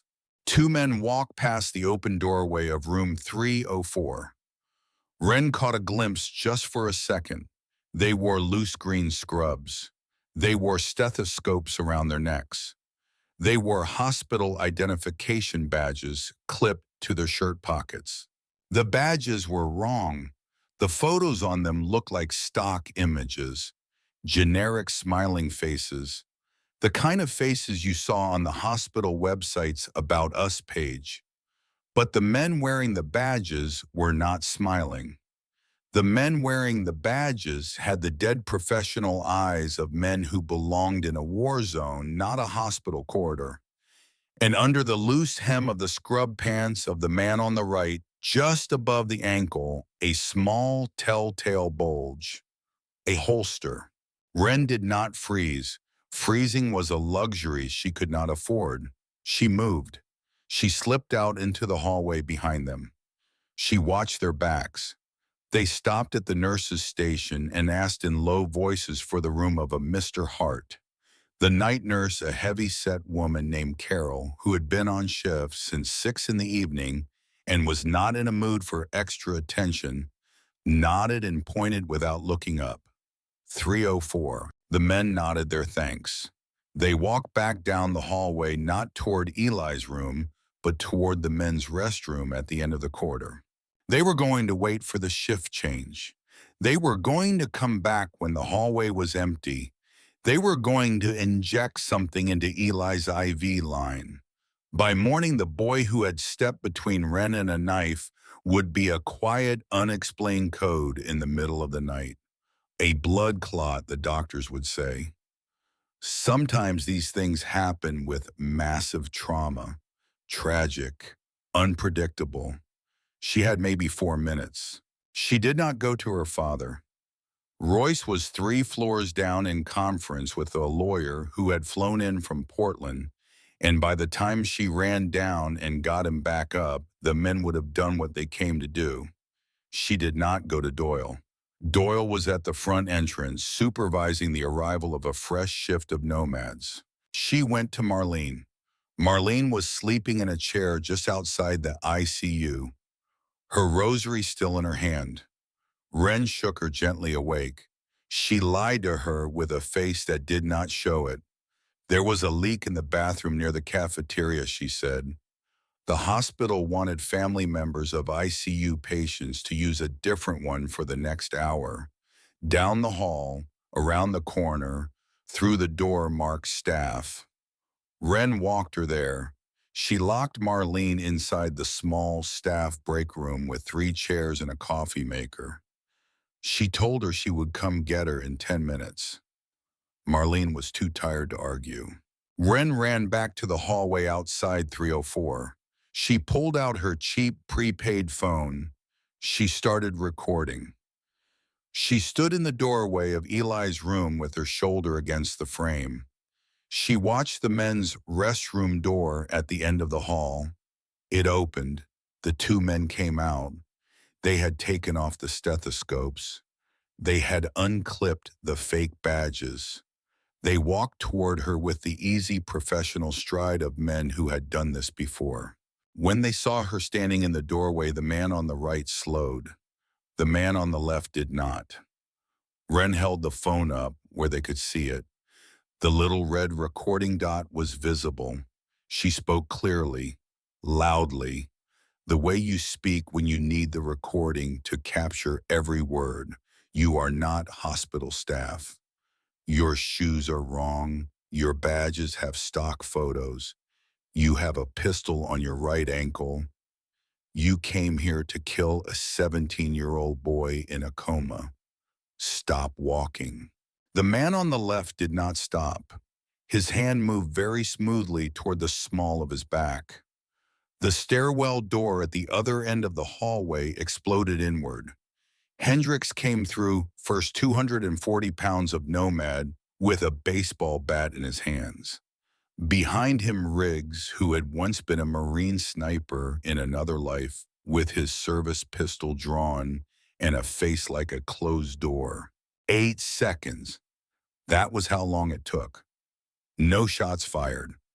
The man on the left got his hand to the small of his back, and Riggs put a kneecap in his sternum that drove the air out of him in a single hard cough. The man on the right made the calculation and put his hands behind his head before Hendricks got to him. Both men ended up face down on the linoleum plastic zip ties around their wrists. The suppressed pistol that the first man had been reaching for skittered across the floor and came to rest under a vending machine. Ren stopped recording. She had clear video, faces visible, the weapon in frame, the timestamp in the corner. 8 seconds of the cleanest evidence she could have asked for. She tapped her pocket. Detective Whitlock is compromised, she said to Doyle, who had come up the stairwell behind Riggs, breathing hard. He's on Holloway's payroll. Everything we give him goes straight back to Holloway. We don't call the locals. We hold these 2 for the federal agents. We call the Portland office directly. Everything goes federal or everything falls apart. Doyle looked at the two men on the floor. He looked at Wren. He looked at the hallway, the camera in the corner of the ceiling, that by the grace of whatever God watched over Iron Saints had been pointed at this exact spot. Yes, ma'am, he said. He had never called her ma'am before. She went and got her father. She told Royce everything in the small private waiting room at the end of the hall. The flash drive, the ledger, Whitlock, Trent, the confession, the cleaners. She told him like a field commander delivering a briefing. Facts, clear, unadorned. Royce listened. The fury built behind his eyes like pressure behind a dam.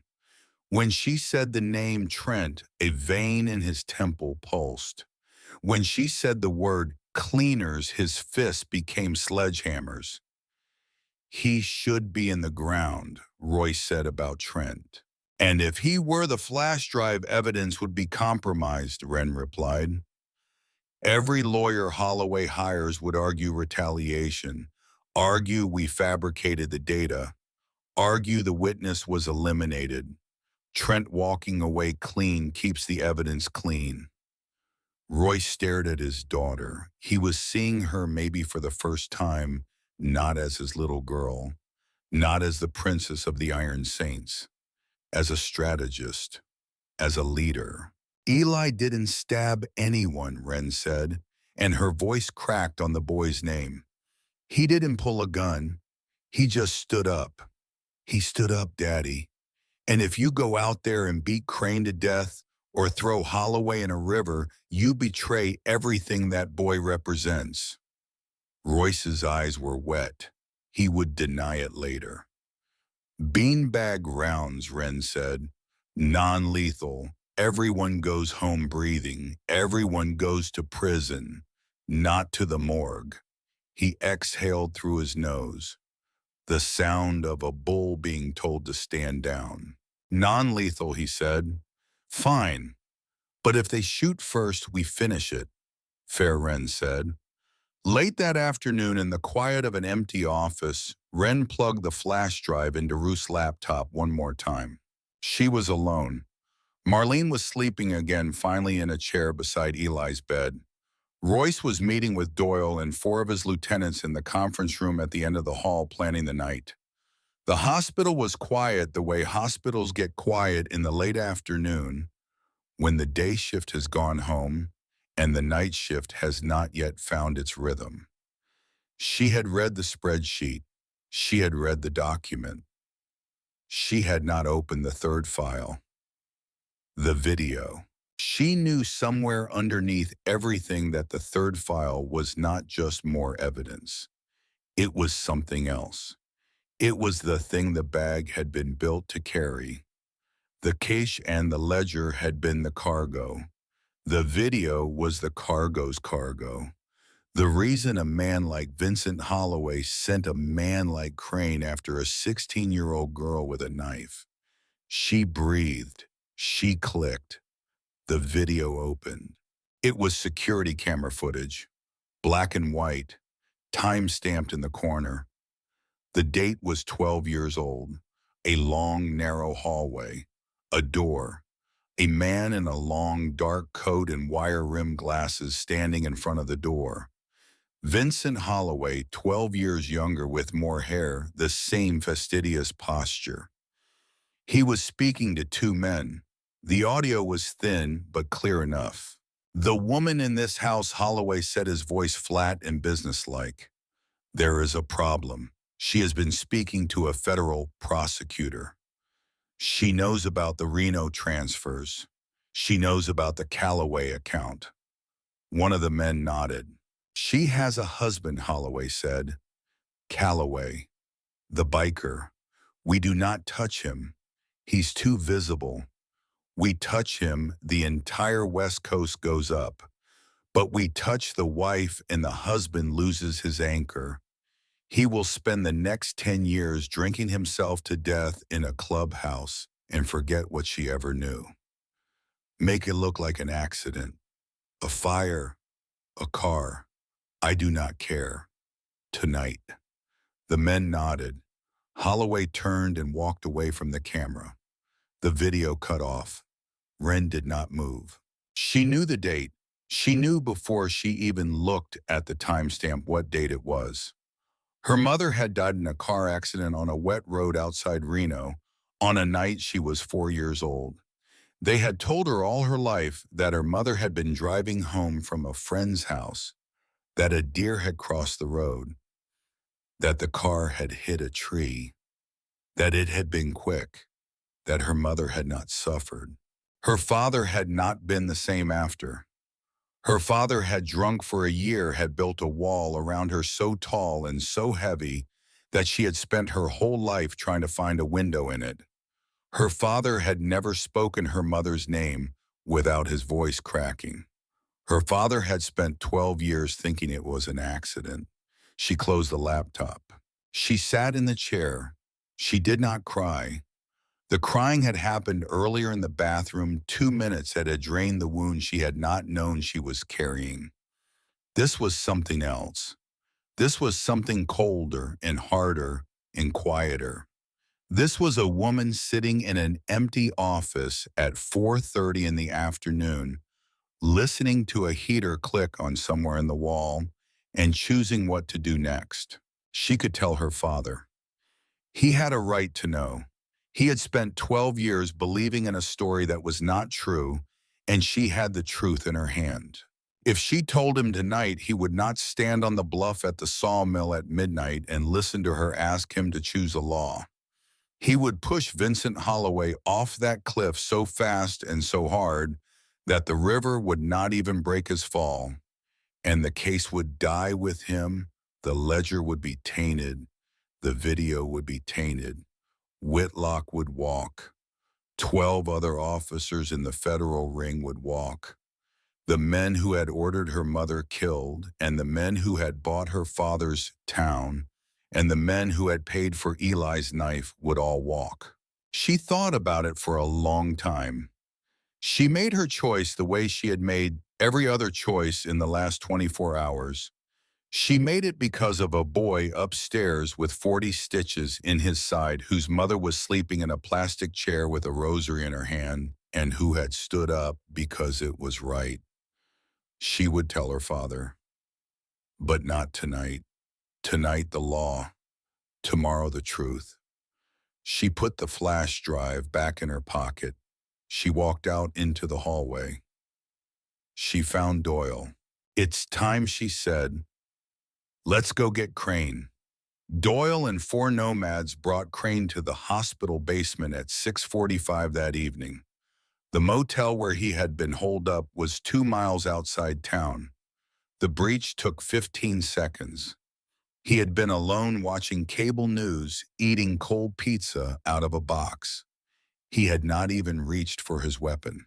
He sat now in a folding chair in a windowless room beneath the hospital, his scorpion tattoo distorted by a fresh purple bruise along his jaw. His wrists were zip-tied behind him. His dead eyes for the first time were alive with something that looked like fear. Wren sat across from him in another folding chair. She rested her forearms on her knees. She looked at him the way her father looked at men in the boardroom of the Reno clubhouse, with patience. You have 2 choices, Wren said. You can call Vincent Holloway. You can tell him you have the bag. You can tell him you have the girl. You can tell him you're holding both at the old sawmill on Route 4 midnight tonight. You can tell him you need him to come personally to verify because the package is a problem and the buyer is getting nervous. Crane stared at her. Or Wren said, you can refuse, in which case I walk out of this room. I hand you and your 3 friends who are upstairs in the security office to the federal agents. I hand them the recording of Trent Boudreau naming you. I hand them the security camera footage of 2 men trying to kill the boy you stabbed last night. I hand them every piece of evidence that puts you in the middle of an attempted murder of a minor and a kidnapping conspiracy. You go to federal prison for 25 to life with no deal to cut because the man you would have cut a deal against will never know you were taken alive. She paused. Or you make the call, and maybe in 5 years when you finish testifying against Holloway, you walk out of witness protection into a small town in Iowa with a different name and a job at a hardware store. Maybe. Crane calculated. She could see it, the gears turning, the exits closing, the cold understanding that the girl across from him was not bluffing and was not afraid and was not going to give him a third option. He nodded. He made the call. The conversation lasted 90 seconds. Holloway agreed. Midnight, the sawmill. He would come personally. He was not happy, but he was coming. Wren stood up. She nodded at Doyle. Before she left the basement, she stopped at room 3041 one last time. She stood over Eli's bed and she memorized his face. The shaggy hair pushed back by a nurse's careful fingers. The bandages white against the white sheets. The slow, steady rise and fall of his chest. I'm gonna do something tonight, she said quietly, that scares me more than anything I've ever done. She touched his hand. His skin was warm, warmer than it had been that afternoon. But I keep thinking about you, about the way you jumped over that counter with nothing but a dish rag. You didn't have a plan. You didn't have backup. You just moved. Because it was right, she breathed out. So I'm gonna move too. And when you wake up, this is going to be over. All of it, I promise. She walked out of room 304. She did not look back. Outside, the rain was coming down in long silver sheets across the parking lot, and somewhere off in the dark forest above Hollow Creek, the old sawmill was waiting. The old Hollow Creek sawmill sat on a high bluff overlooking the Deschutes River fork, a skeletal ruin of rusted corrugated metal and rotting timber that had been surrendering to the Oregon weather for 2 decades. The main warehouse was a vast cathedral-like space, 2 stories of open floor, beneath a lattice of steel catwalks and overhead beams. The roof was half gone, stripped by winter storms, letting in patches of the ski in the long, slow rain. Wren arrived at 9:33, 2.5 hours early. She had drawn the layout of the warehouse on a paper napkin earlier that afternoon, while Royce was meeting with his lieutenants. She had walked the perimeter once on foot with Doyle and Riggs, identifying catwalks, machinery positions, blind spots, choke points. She had calculated sight lines and angles. She had positioned 6 high-intensity construction floodlights, each capable of throwing 14,000 lumens of pure white glare. She had made Doyle repeat the plan twice and corrected him when he got a detail wrong. She was 16 years old, and she was commanding a military operation. The nomads moved through the sawmill like ghosts. Several of them were former military. 2 had done tours overseas. Riggs, the Marine sniper, knew how to set an ambush the way a surgeon knew how to hold a scalpel. They rigged the floodlights in the rafters, wired to a single switch that Wren would hold from the catwalk 30 feet above the floor. Each man carried a shotgun loaded with beanbag rounds. Each man also carried a sidearm with hollow points in case the world stopped listening to good intentions. Royce took his position at midnight. He stood alone in the center of the warehouse, a solitary figure in the vast dark space lit only by a single battery-powered work lamp on the floor. The lamp cast his shadow long and crooked across the debris like a sundial marking the final hour. Crane sat tied to a folding chair behind him, gagged and bruised, a prop in the final act. Wren climbed to the catwalk at 11:45. The metal rungs were slick with rain and rust. She crouched behind the railing, the floodlight switch in her left hand, her phone in her right. She looked down at her father standing alone in the dark and felt a terror so profound it nearly buckled her knees. If this went wrong, he would be the first man in the crossfire. She pushed the fear down. She locked it away. There would be time for fear later. At 12:07, Doyle's voice crackled in her earpiece. Two vehicles, black Cadillac Escalades. They look armored, heavy, military grade. Wren's stomach dropped. She had planned for 4 men, maybe 5. Not armored vehicles and professional soldiers. Hold position, she said. Nobody moves until I say. The Escalades rolled through the loading bay door like hearses, dark and deliberate. They stopped 20 yards from Royce. 6 men stepped out. Not street criminals, private military contractors. They moved with fluid, lethal economy, checking corners, scanning the darkness, suppressed carbines at the low ready night, vision goggles flipped up on top of their helmets. Then Vincent Holloway stepped out. He was a disappointing figure, small, slight. He wore a charcoal wool overcoat that probably cost more than Marlene Hart made in 6 months.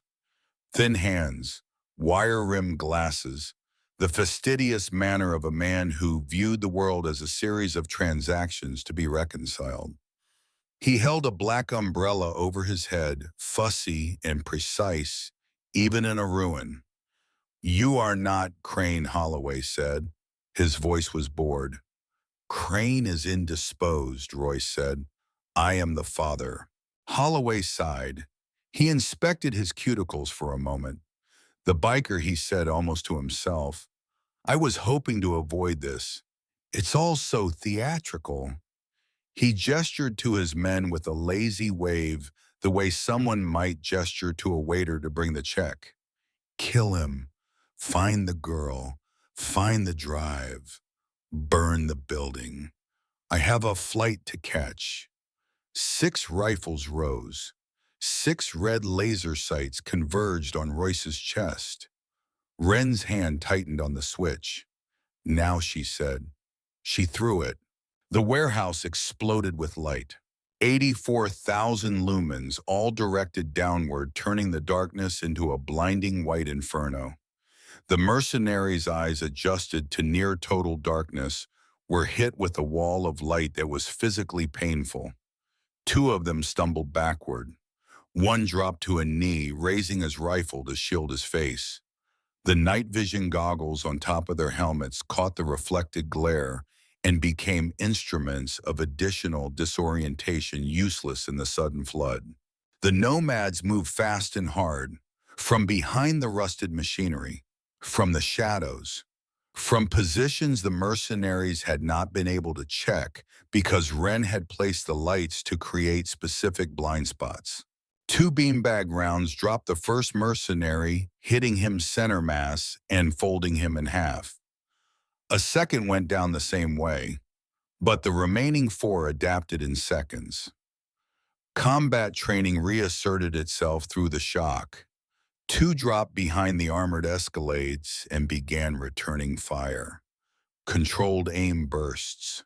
The suppressed carbines made a sound like angry whispers, like men hissing in another room. Rounds sparked off machinery. They shattered one of the floodlights. They sent debris flying. Then the sound Wren had been dreading, a cry of pain from the shadows. Riggs. A round had caught him in the thigh as he advanced along the east wall. He went down, dragging himself behind a steel column, blood already soaking through his jeans. His jaw was clenched so hard the muscles in his neck stood out like cables, his hands pressed against the wound. Below her, Royce charged a mercenary who had come around the rear of the nearest Escalade.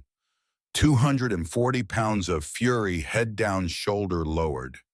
He hit the man like a freight train, slamming him into the side of the vehicle hard enough to dent the armored panel. But the mercenary fired as he was being hit. A round tore through Royce's leather cut, and carved a hot furrow across his left shoulder. Royce roared, not in pain, in anger. He grabbed the stunned mercenary by the throat and the belt and hurled him into the concrete floor with a sound like a heavy bag being dropped from a roof. More mercenaries went down, but the last two had found cover behind a thick concrete pillar near the loading bay, and they were laying down disciplined fire that pinned two of the nomads behind the rusted housing of an old bandsaw. The situation was stuck. Riggs was bleeding. Royce was bleeding. The ambush had become a stalemate, and a stalemate was a fight Wren could not afford. But she could see the two mercenaries from the catwalk. She was directly above and behind their position. They did not know she was there. They were watching the floor, watching the angles, calculating where the next nomad would come from. They had not looked up. She did not have a weapon. She had a switch. And she had a floodlight bolted to a rusted metal rafter 10 feet to her right. She crawled along the wet, slick metal grating. She reached the floodlight. She grabbed the housing with both hands. She felt the heat radiating through the casing, the metal nearly hot enough to burn her palms. She gritted her teeth. She twisted. The beam swept across the wall and hit the two mercenaries full in the face from their unprotected flank. They flinched. One raised his arm to shield his eyes. A half-second opening. Hendricks came around the pillar like a landslide and clotheslined the first man so hard the mercenary's helmet flew off and skidded across the floor. Doyle swung his baton once, twice, three times against the second man's forearm, his knee, his helmet. The man went limp. Silence. The fight was over. Less than 90 seconds total. It had felt like an hour. Wren keyed her radio. Riggs is hit. Sita. Through and through, Doyle reported, kneeling beside Riggs. Missed the artery. He's going to make it, but he needs a hospital. We get him out now. Get him out, Wren said. Take the van. Go. Two nomads carried Riggs toward the loading bay. He was conscious, jaw clenched, one bloody fist raised in salute as he passed the other men. The nomads who were still standing returned the salute. Then they turned back to the work. Wren watched the van drive away into the rain. She felt the weight of command settle into her bones. She had ordered men into a fight. One of them was bleeding because of her plan. That weight would never fully lift. She did not want it to. Royce walked toward Holloway. Holloway had not run, had not fought, had simply stood beside his Escalade in paralyzed disbelief, his umbrella gone. His expensive coat spattered with rain and concrete dust, his glasses crooked on his nose, with the look of a man whose world had been rearranged without his permission. Royce grabbed him by the collar and lifted him onto his toes. Holloway tried to speak. You can't, he said, his voice thin and high. You don't understand. I have files. I have insurance. I have arrangements with people. If anything happens to me, the things on those files get released. Audio, video, photographs. You and your club are going to wish you had never. You are going to. Shut up, Royce said, not loudly, just final. Holloway shut up. Royce dragged him through the loading bay and out into the rain to the edge of the bluff overlooking the river. The water far below was swollen by days of rain, a constant churning roar of dark water and broken white. The drop was 80 feet. The current was fast and merciless. Royce pushed Holloway to the edge. The smaller man stumbled, nearly going over. He caught himself and looked down at the black water, and the sound that came out of him was not a word. It was the small animal sound of a man encountering, for the first time in his life, something that his money could not fix. Please, Holloway said. The word came out thin and high-stripped of every pretense. Please, I can pay you anything. Name a price. Anything. Doyle appeared at Royce's side. He looked at the river. He looked at Holloway. He looked at Royce.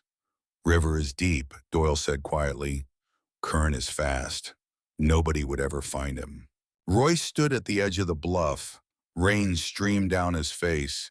Blood ran down his arm in a slow red line.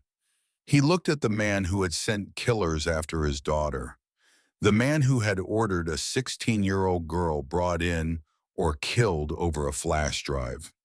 The man whose greed had put a knife in the side of a 17-year-old kid who was guilty of nothing except courage. He thought about the river. He thought about how easy it would be. One push, a short fall, the cold water, the current.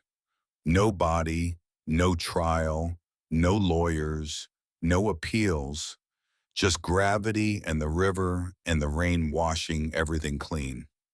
The old Royce would have done it. The man he had been 5 years ago, 10 years ago, would not have hesitated. Blood for blood. The books balanced with the body in the water. Then he heard the footsteps behind him. Light footsteps, quick and sure. Wren appeared at the edge of the loading bay. She was soaked through. Her short hair was plastered to her forehead. Her face was pale in the rain. There was a cut on her palm from the floodlight, housing blood running between her fingers and mixing with the rainwater. She walked toward her father. She did not run. She did not shout. She walked with the measured, deliberate pace of someone who knew exactly what she was about to do and exactly why.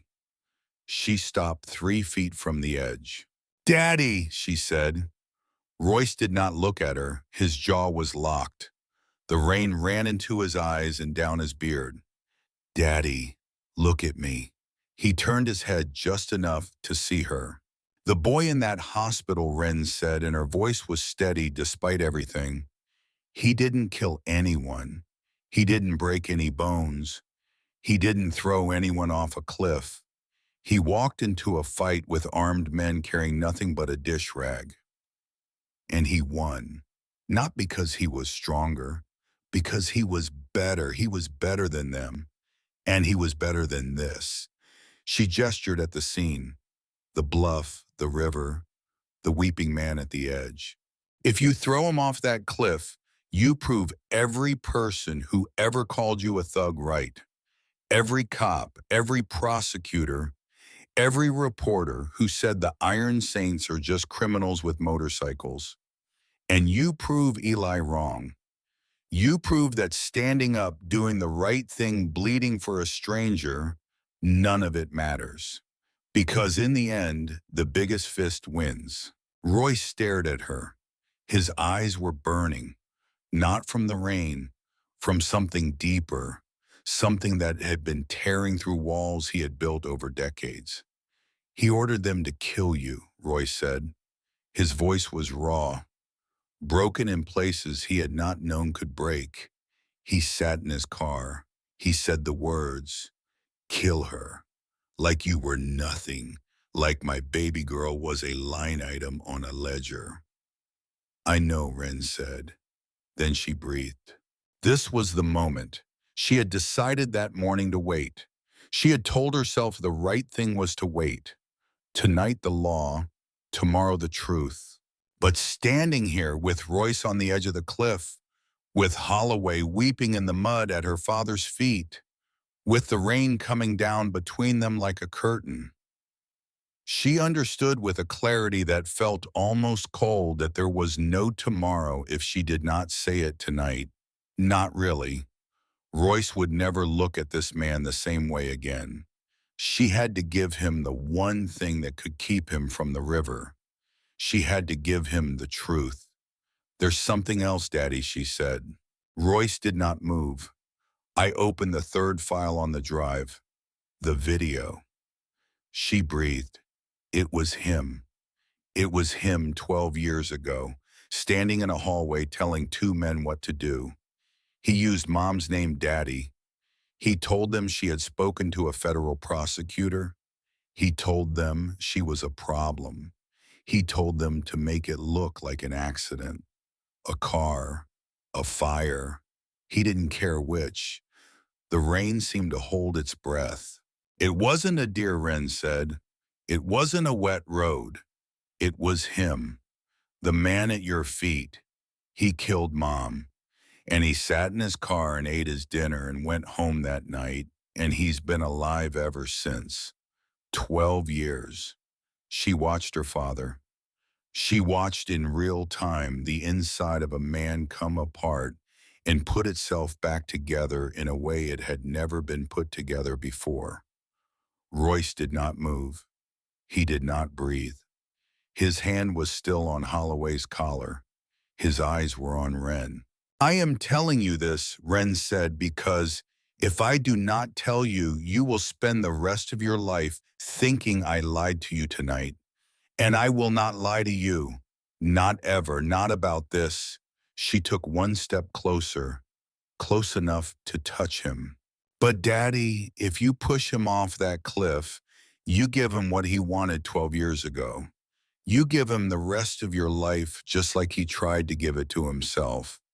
He took Mom because he wanted to take you, and you gave him exactly what he wanted, and you have been giving it to him every day for 12 years. And tonight, if you push him, he wins. Even from the bottom of that river, he wins. Royce's jaw moved. No sound came out. Mom didn't die for you to throw your life away, Daddy. Mom didn't die so I could grow up without you and then watch you choose a river over a courtroom. Mom died because she was talking to a prosecutor. She was trying to do this the right way. She was trying to put him in a cage. We finish what she started. We finish it now, tonight, with the law, the way she would have wanted. The silence between them was absolute. Even the rain seemed to soften. Royce looked at his daughter. He looked at Holloway. He looked at the river. He looked for a long, terrible moment into a place inside himself that he had been refusing to look at for 12 years. Then his hand opened. Holloway collapsed onto the wet ground, gasping, curling into himself like a child waking from a nightmare. His expensive coat was ruined. His glasses were gone, fallen into the mud somewhere. He wept without sound, his thin body shaking. Roy stepped back from the edge. He turned away from the river. He faced his daughter. The rain ran between them like a curtain. He did not speak for a long time. Then he said very quietly, "Call the sheriff." His voice was drained. The voice of a man who had just fought the hardest battle of his life and had won by not throwing a single punch. "Tell him we have a present for the federal agents." Wren pulled out her phone. She dialed the Portland Federal Field Office's 24-hour tip line. She identified herself. She described the money laundering operation. She listed the contents of the flash drive. She gave the coordinates of the sawmill. She told them to send a team, quickly. Doyle zip-tied Holloway's hands behind his back. The nomads loaded the unconscious mercenaries into the back of one of the Escalades. They left the vehicles where they were, doors open in the rain. The Iron Saints vanished from the sawmill and silent engines fading into the dark roads above Hollow Creek the way they had come. By the time Sheriff Beckett and the state police arrived, followed 30 minutes later by two black government vehicles from the Portland office, the warehouse was empty of bikers. All that remained were 6 zip-tied mercenaries on their knees in the rain, a battered crane still tied to his folding chair, and Vincent Holloway sitting in the mud with a flash drive taped to his forehead with a strip of duct tape. Wren's idea. She had thought it added a certain poetic symmetry. The drive back to the hospital was quiet. Wren sat in the van with her head leaning against the cold metal wall, her eyes closed. The adrenaline was draining out of her body, leaving an exhaustion so complete it felt like her bones were dissolving. Roy sat across from her, his shoulder field dressed and wrapped in gauze. It would need stitches. He had refused to be looked at until they were back at the hospital. "You were right," he said into the darkness of the van. She opened her eyes. "About all of it," Roy said. "Trent, Whitlock, the plan, the river, about Eli, about what he represents, about your mother." He looked at his scarred knuckles, the tattoos covering his arms, the leather cut that had defined his identity for 3 decades. "I have spent my whole life living by a code," he said. "Loyalty, strength, blood for blood. And I thought that was enough. I thought that was what made a man." He was quiet for a moment. "But that kid in the hospital, he never lived by any code. He never swore any oath. He just saw someone in trouble, and he stood up. No backup, no army, no plan, just him and a dish rag and more guts than any man I have ever known." He looked at her. His eyes were wet. 12 years, he said. 12 years I drank myself half to death, thinking I was mourning her by being angry. Tonight I almost gave him the last thing he wanted. I almost gave him me." He breathed out. "You asked me to be the man you used to believe in. I do not know if I am that man, Wren, but I am going to try." She reached across the van and took his hand. His fingers were rough, scarred, calloused from decades of gripping handlebars and making fists. She held them gently. "That's all I ever wanted," she said.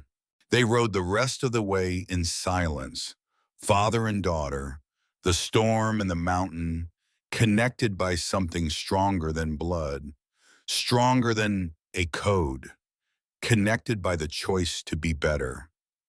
Eli Hart opened his eyes on a Friday morning. The first thing he saw was the ceiling. White acoustic tiles, each dotted with tiny holes lit by a fluorescent panel that cast a flat antiseptic glow. The second thing he noticed was the beeping, a steady rhythmic pulse from somewhere to his left. The third thing was the pain, a deep, hot line of fire along his left side from his ribs to his hip, pulsing with every heartbeat. He tried to move. His body rebelled instantly. "Easy." A voice, soft, urgent, familiar in a way he could not quite place. "Don't try to move. You've got about 40 stitches and you're missing a spleen. The doctor says you're supposed to lie still for at least another week." Eli blinked. He turned his head slowly, carefully, and he saw her. Wren was sitting on the wide windowsill, one knee pulled up to her chest. She looked different from the girl who had walked into the diner 4 nights ago. The oversized leather jacket was draped over a chair, laundered now, but still carrying a faint shadow of rust brown that no amount of detergent could fully erase. She wore a soft gray hoodie instead. Her face was clean, her short hair was pulled back, and her storm cloud eyes were fixed on him with an intensity that made the room feel very small. "You're okay," Eli said. It was not a question. It was the first thing his brain produced, the thought that had been frozen in place since the moment the world went dark on the diner floor. "Yes," Eli Wren said. She smiled, and it was the first genuine, unguarded smile she had allowed herself in weeks. "I'm okay, because of you." "Did I win?" he asked. His voice was a dry crackle, and it hurt to speak, but the corner of his mouth turned up. Wren let out a breath that was half laugh, half sob. "You won. You held the line and the cavalry came. They're all gone, Eli. Crane, Holloway, the cleaners, the cops who took the money. The federal agents have them. It's over. Good, he whispered. His eyes drifted shut for a moment as the morphine pulled at him. That's good, another voice, warm, breaking with emotion. Eli opened his eyes again. His mother was there. Marlene stood beside the bed, her hand pressed to her mouth, tears streaming down her face. She had not slept in 4 days. She had barely eaten. She had worn a path in the linoleum between the waiting room and the ICU. But in this moment, with her son's eyes open and focused, she looked like a woman who had just witnessed a resurrection. Hey, Mom, Eli said. Marlene collapsed forward, wrapping her arms around him as gently as she could, pressing her face into his shoulder, her body shaking with sobs that she had been holding back through 4 days of terror and prayer. My boy, she whispered. My brave, stupid, wonderful boy. Eli winced at the pressure on his side, but he did not complain. He held his mother with his free arm and let her cry. After a while, the door opened. The air shifted the way it always did when Royce Calloway entered a space, not because he was loud, because he was a force, and forces did not need to announce themselves. He was not wearing his cut today, a dark shirt that strained across his broad chest, heavy denim, his left arm in a sling, the shoulder wound bandaged beneath the fabric. But he could not hide what he was. He filled the doorway like a wall. His beard was the color of weathered iron. His arms were mapped with ink that told decades of stories. He carried a motorcycle helmet in one hand and a small paper bag in the other. Eli's eyes widened. You're him, Eli rasped. The dad.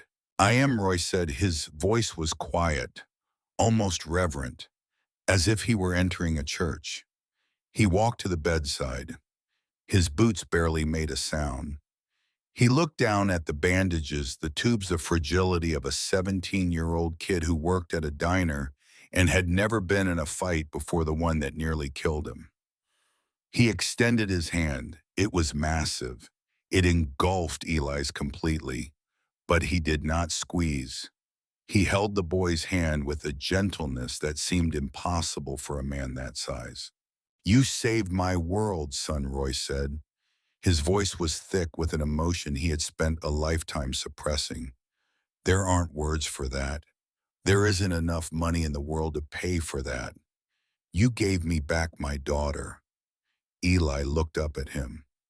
He felt the calluses on the big man's palm, the rough geography of a life lived with fists and handlebars. I just couldn't let them take her, he murmured. He had a knife. She was scared. It wasn't right. No, Royce agreed, it wasn't right. And most men would have run. Most men would have hid. You stood up. He released Eli's hand and reached into his pocket. He pulled out a set of car keys and placed them on the bedside table. My boys went by your house, he said. We saw the Taurus in the driveway. Transmission was shot. Head gasket was blown. Eli winced. Yeah, I was saving up. It's fixed, Roy said. New transmission, new engine, fresh paint. We even fixed the air conditioning. It runs better than the day it rolled off the lot. Eli stared at him. The car. The car he had been trying to fix every Saturday for 8 years. The car his father had left behind like a broken promise wrapped in rusted metal. Fixed, running, whole. Then Royce reached into his other pocket and pulled out a second set of keys. Heavier. The fob bore the silver shield of a famous American motorcycle company. I figured a young man who stared down a knife deserves something with a little more soul, he said. Something that understands the wind. There's a brand new Sportster sitting in your garage. Matte black. Custom exhaust. Paid in full. Insurance and registration handled.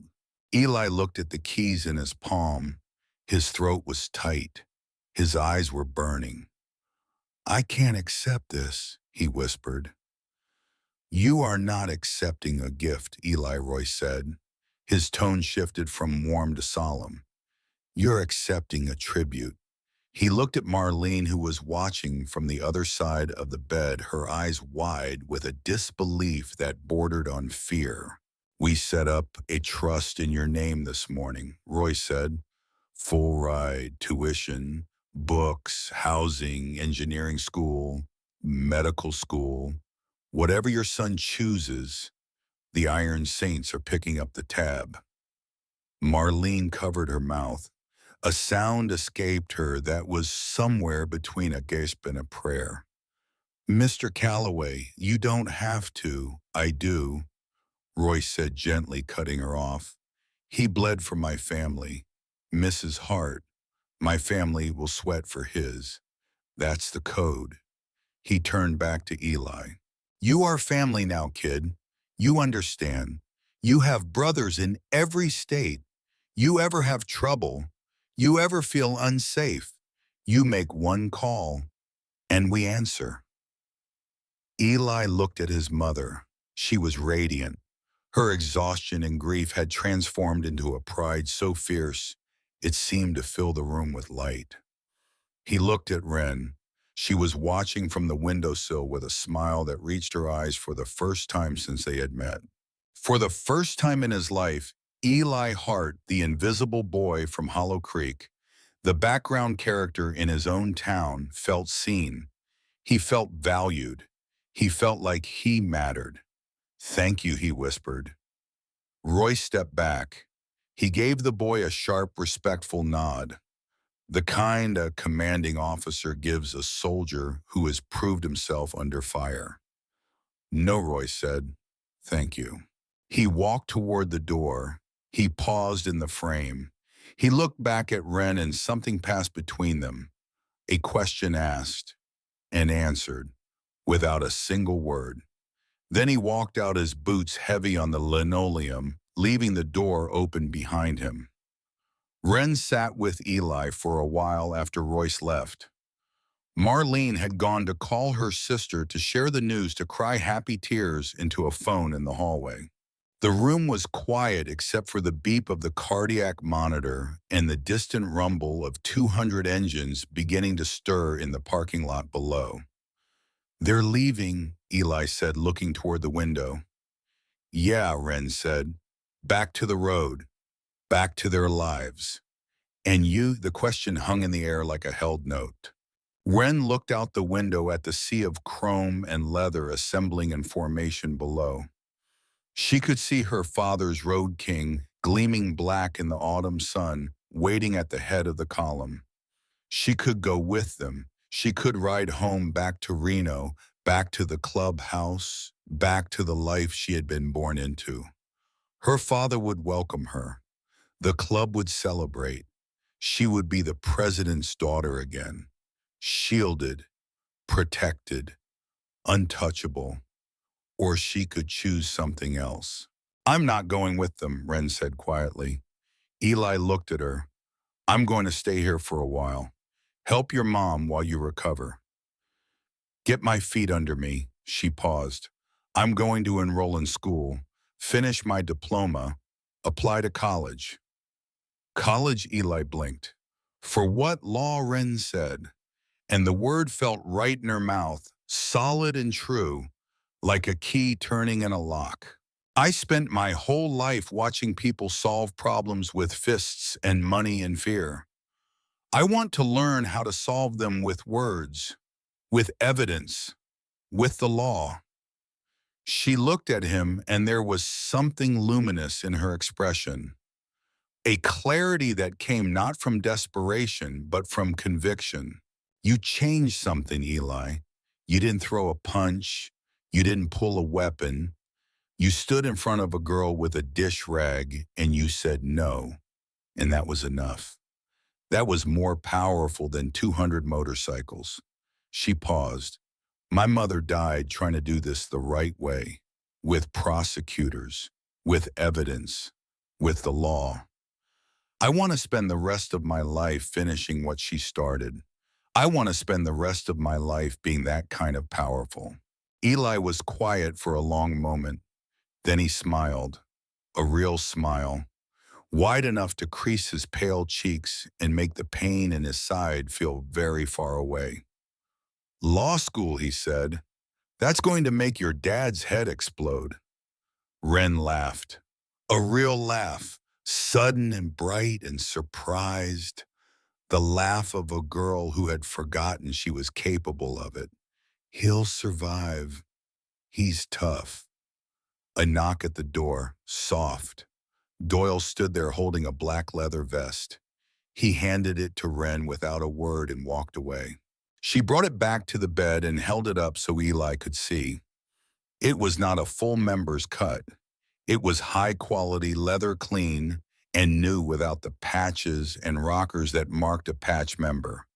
But on the left breast, a single patch had been stitched in white thread against the black leather. Protected by the Iron Saints.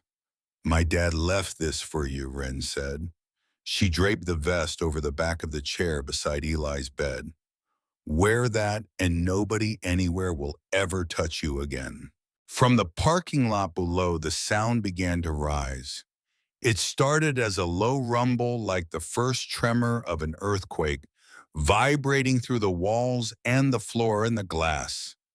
Then it grew, building in layers, engine after engine joining the chorus, until the sound was a living, breathing force that shook the pictures on the walls and made the water in the pitcher on Eli's bedside table tremble in concentric rings. 200 engines roared to life in unison. Wren walked to the window and looked down. The formation was perfect, 3 abreast, stretching back through the parking lot and onto the street, a river of black and chrome flowing toward the highway. At the head, Royce's Road King rumbled with deep, unmistakable authority. She placed her hand against the glass. She could feel the vibration through her palm, through her bones. Royce did not look up. He did not wave. He kicked his bike into gear, and the column moved. 200 machines rolled in perfect formation, their pipes singing a song that the town of Hollow Creek would talk about for generations. They rolled down Elm Street, past the hospital, past the diner that was still closed behind yellow police tape, past the hardware store and the barber shop and the church. They turned onto Route 9 and headed for the highway, the sound of their engines fading slowly like thunder rolling away after a storm. Wren watched until the last taillight disappeared beyond the ridge. Then she turned back to the room. Eli was watching her. His eyes were heavy with morphine, but they were warm. You really aren't going. No, Wren said. She sat back down on the windowsill and pulled her knee to her chest. I'm done running, Eli. I'm done hiding. I'm done being someone else's story.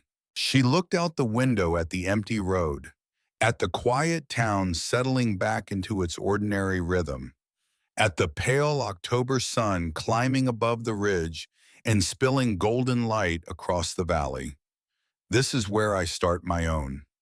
The legend of Hollow Creek spread the way all great stories do, in whispers at first, then in louder voices, then in the kind of full-throated telling that happens in diners and barbershops around fires when the night is long and the audience is willing. They told the story of the boy who stood between a girl and a knife with nothing but a dish rag.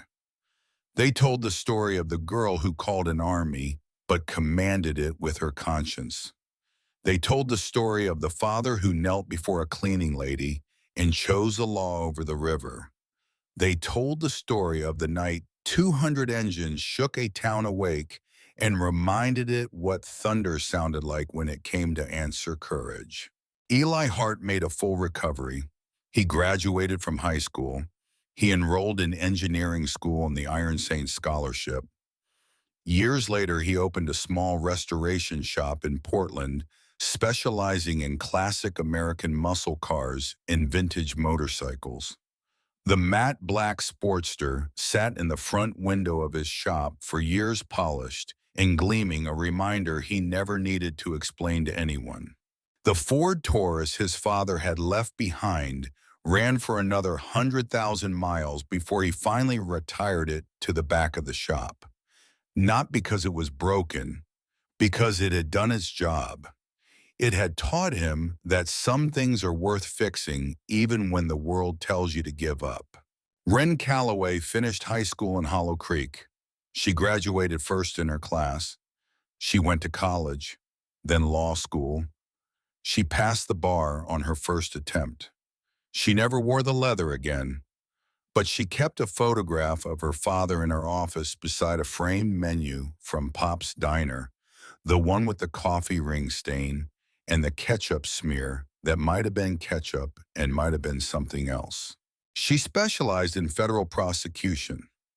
In her first year as an assistant district attorney, she helped bring down a corruption ring that spanned 2 states. The flash drive had been the first domino. She made sure it was not the last. Detective Marcus Whitlock was one of 19 law enforcement officers indicted in the federal sweep that followed the Holloway case.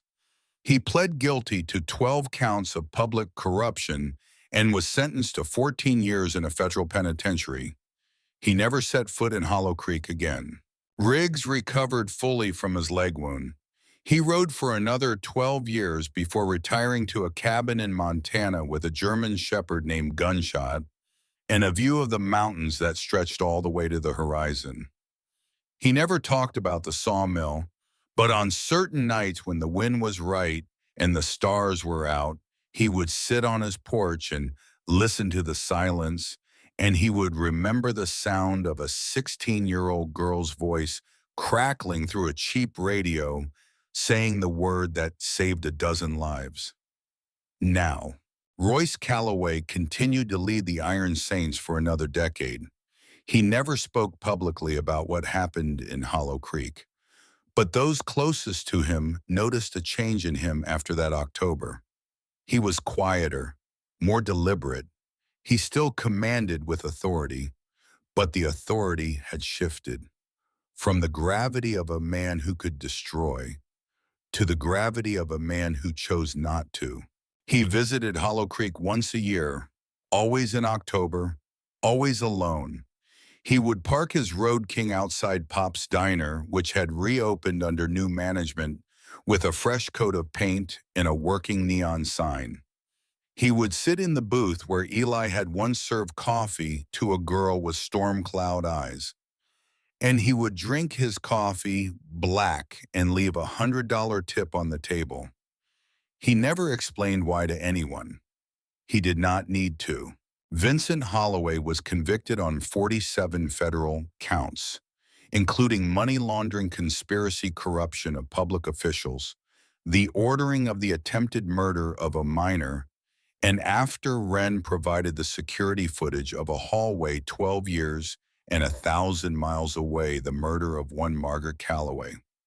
He was sentenced to life without the possibility of parole. In his sentencing hearing, the judge noted that the evidence against him was among the most comprehensive and cleanly documented he had ever seen. He did not know that the documentation had been managed by a 16-year-old girl standing in a hospital corridor over 2 disarmed assassins, calmly dictating the chain of evidence to a man with a scar from his ear to his chin. Marlene Hart quit her second job. She did not need it anymore. She spent her mornings tending a small garden in her backyard. She spent her afternoons volunteering at the hospital where her son had nearly died and been reborn. She never fully understood the world that had descended on her town that October. The chrome and the leather and the men who knelt before her and called her son a hero.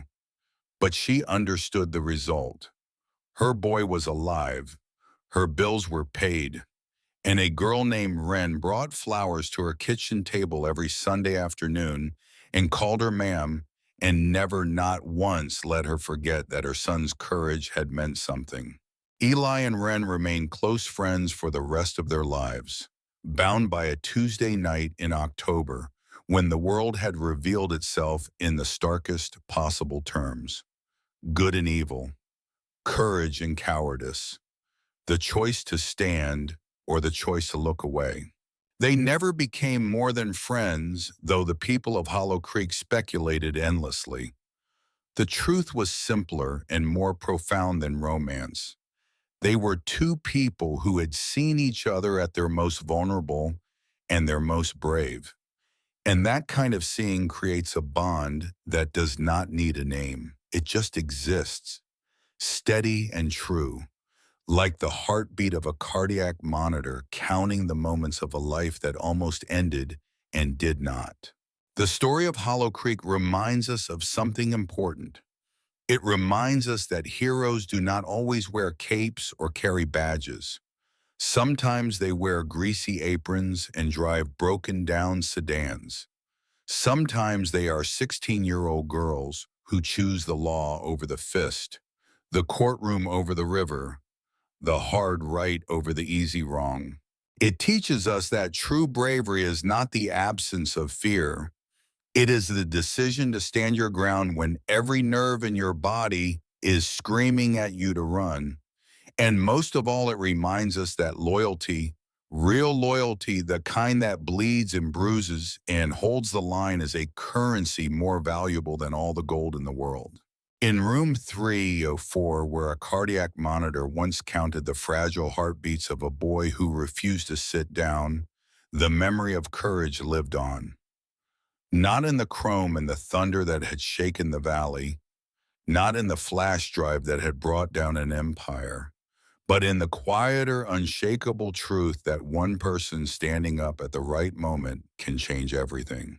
The thunder had rolled, the storm had passed, and in its wake, two lives had begun again, stronger than before, forged in the fire of a single night, when a boy with a dish rag proved that the bravest thing in the world is not the willingness to fight, it is the willingness to stand.